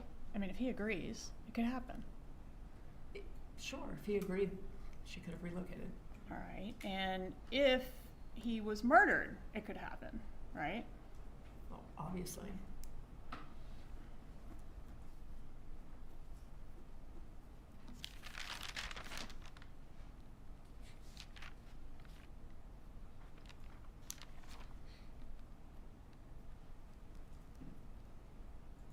So you categorized Dan Markel's pleadings in a lot of different ways: baseless, untrue, unenforceable, gibberish, nonsense, suggestion of unethical filings on the part of his lawyer to sign off on them. Are you saying I think what you're saying is that those things wouldn't amount to much in court because it's not really effective filings. Is that what you're saying? What I'm saying is his motions post July 31st were not based in the law, and I don't think that allegations about accounts he knew of not being on an early filed financial affidavit would amount to fraud, and it certainly wouldn't excuse him not paying what he was supposed to pay under the terms of the court order. And the motions related, the motion in March 26th related to parenting, he was trying to enforce things that weren't in the marital settlement agreement. There was no court order to make her do the things he wanted her to do. So there's no basis for the court to have granted his motion. Right, so they weren't going to be successful. It's your opinion they weren't going to be successful. Yes, that's my opinion. But would you agree that the things he was putting in there are inflammatory? I would agree that they were inflammatory. And they potentially could make the parties or their relatives upset to read those pleadings and those inflammatory accusations. Sure, nobody wants to read those allegations, true or not, about themselves in a public record. You were shown a bunch of binders on a case. That case has nothing to do with this case, right? No, it was a relocation case. All right. And that case, was anybody murdered in that case? No. Okay, so if somebody had been murdered in that case, there might have been a lot less paper, right? Case Well, would have been shorter if somebody had gotten murdered, wouldn't it, Miss Bailey? if there wasn't a party, the case would have ended, if that's... And if our case, we hadn't had a murder, we might have a lot more paper in our case, wouldn't we? No, because the divorce was over in July. Divorce was over in July, but they kept filing papers, didn't they? Well, and the case was set for hearing May 15th, 2014. So the motion that Ms. Adamson filed in October, and the motion that Mr. Markel filed in February, and then the motion he filed in March, were all set for hearing May 15th. And then Mr. Markel amped it up again, and on May 5th he filed the motion that accused Kristen of fraud. So she had to withdraw, so they had to move that motion. So had that not been filed, they would have had a resolution on May 15th. We don't know that. How do you know it was going to go on May 15th? Could have gotten continued for any zillion different reasons, couldn't it? It was set for May 15th, and it was noticed for May 15th. Set for May 15th, but at the time of Dan Markel's murder, litigation was still ongoing in this case. It Yes? was. Yes. And even after that was resolved, there would be nothing stopping them from having a bunch of other time-sharing issues or whatever come up, and they might have ended up with reams of paper, right? Objection, Your Honor, calls for speculation. Overruled, the witness has provided an opinion, the state Well- will cross-examine. I guess my It's- response to that would be, I think it would have been to Wendy's benefit to proceed with those hearings, because nothing makes someone stop filing nonsense pleadings and motions better than having them ordered to pay the other side's attorney's fees. So had they gone to the hearing on May 15th, and had Wendy have been successful, he would have very likely had to pay Wendy's attorney's fees. And I really encourage my clients in these situations to take it to hearing, so once the other side gets kind of slapped down, if you will, by the court and made to pay your fees, then they tend to back off. So But that hadn't happened yet. it had not happened yet. And we'll never know when that was going to happen, because we never got to that point, right? Clearly. Because he was murdered. Clearly. May I have a moment to confer, Judge? Go ahead.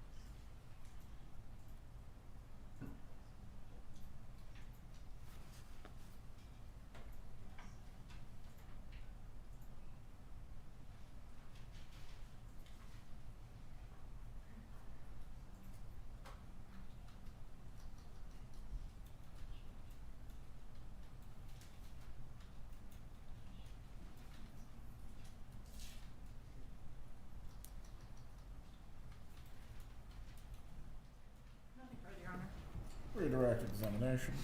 Briefly, Your Honor.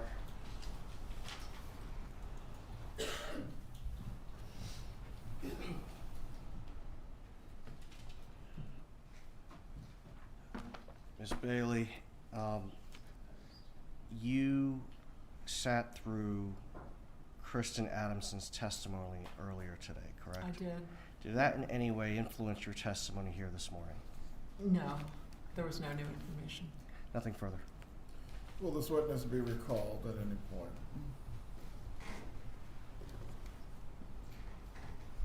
Potentially, Your Honor, but she's free to go about her business. You remain under your subpoena. Please do not discuss your testimony with any other witness in this matter. Have a good day. Members of the jury, at this point, we are going to take our lunch break. Once again, I will instruct you not to discuss your testimony with each other or any other person.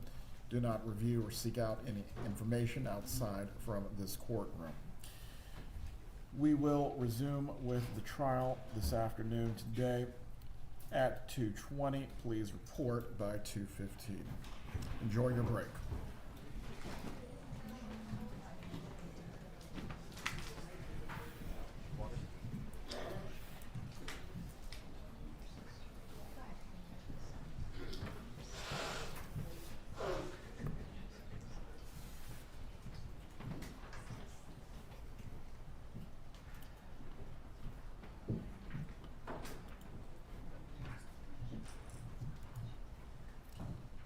Everyone can be seated.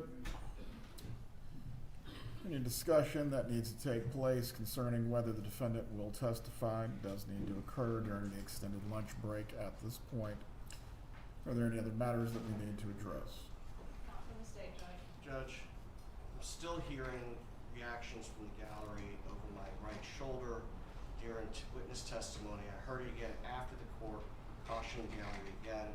I don't know what steps the court needs to take in order for that to stop, but the fact remains that they're doing this in front of the jury, could have an impact on the jury, and it could impact my client's right to a fair trial. Well, this is a public trial. I cannot clear the courtroom. However, who do you believe you heard making comments or in some way doing something that was intended to distract the jury? That person can be removed. Are you able to identify them? They're behind me, Your Honor. No, all I can identify is this coming over my right shoulder. Please be seated. I want to make this crystal clear for everyone who is observing the trial today. Should I or the bailiffs in any way notice that you are engaged in a disruptive behavior that is intended to improperly influence the jury, you are going to be removed from the trial and subject to contempt. I cannot make this any clearer at this point. Please report back at 2:15. Once the jurors are assembled, we will continue with the trial. Ms. Desclazo, I believe, is still to be called by the defense. Yes, Your Honor. Mr. Scalzo and Ms. Newhouse are slated. Concerning the rule of sequestration, the remaining witnesses understand they are not to be in the courtroom. I'm not aware that they have been, Your Honor. Please scan the courtroom to make sure none of your witnesses are present so we do not have any continuing violations of the rule of sequestration. I don't see any witnesses in the courtroom, Your Honor. Please return at 2:15.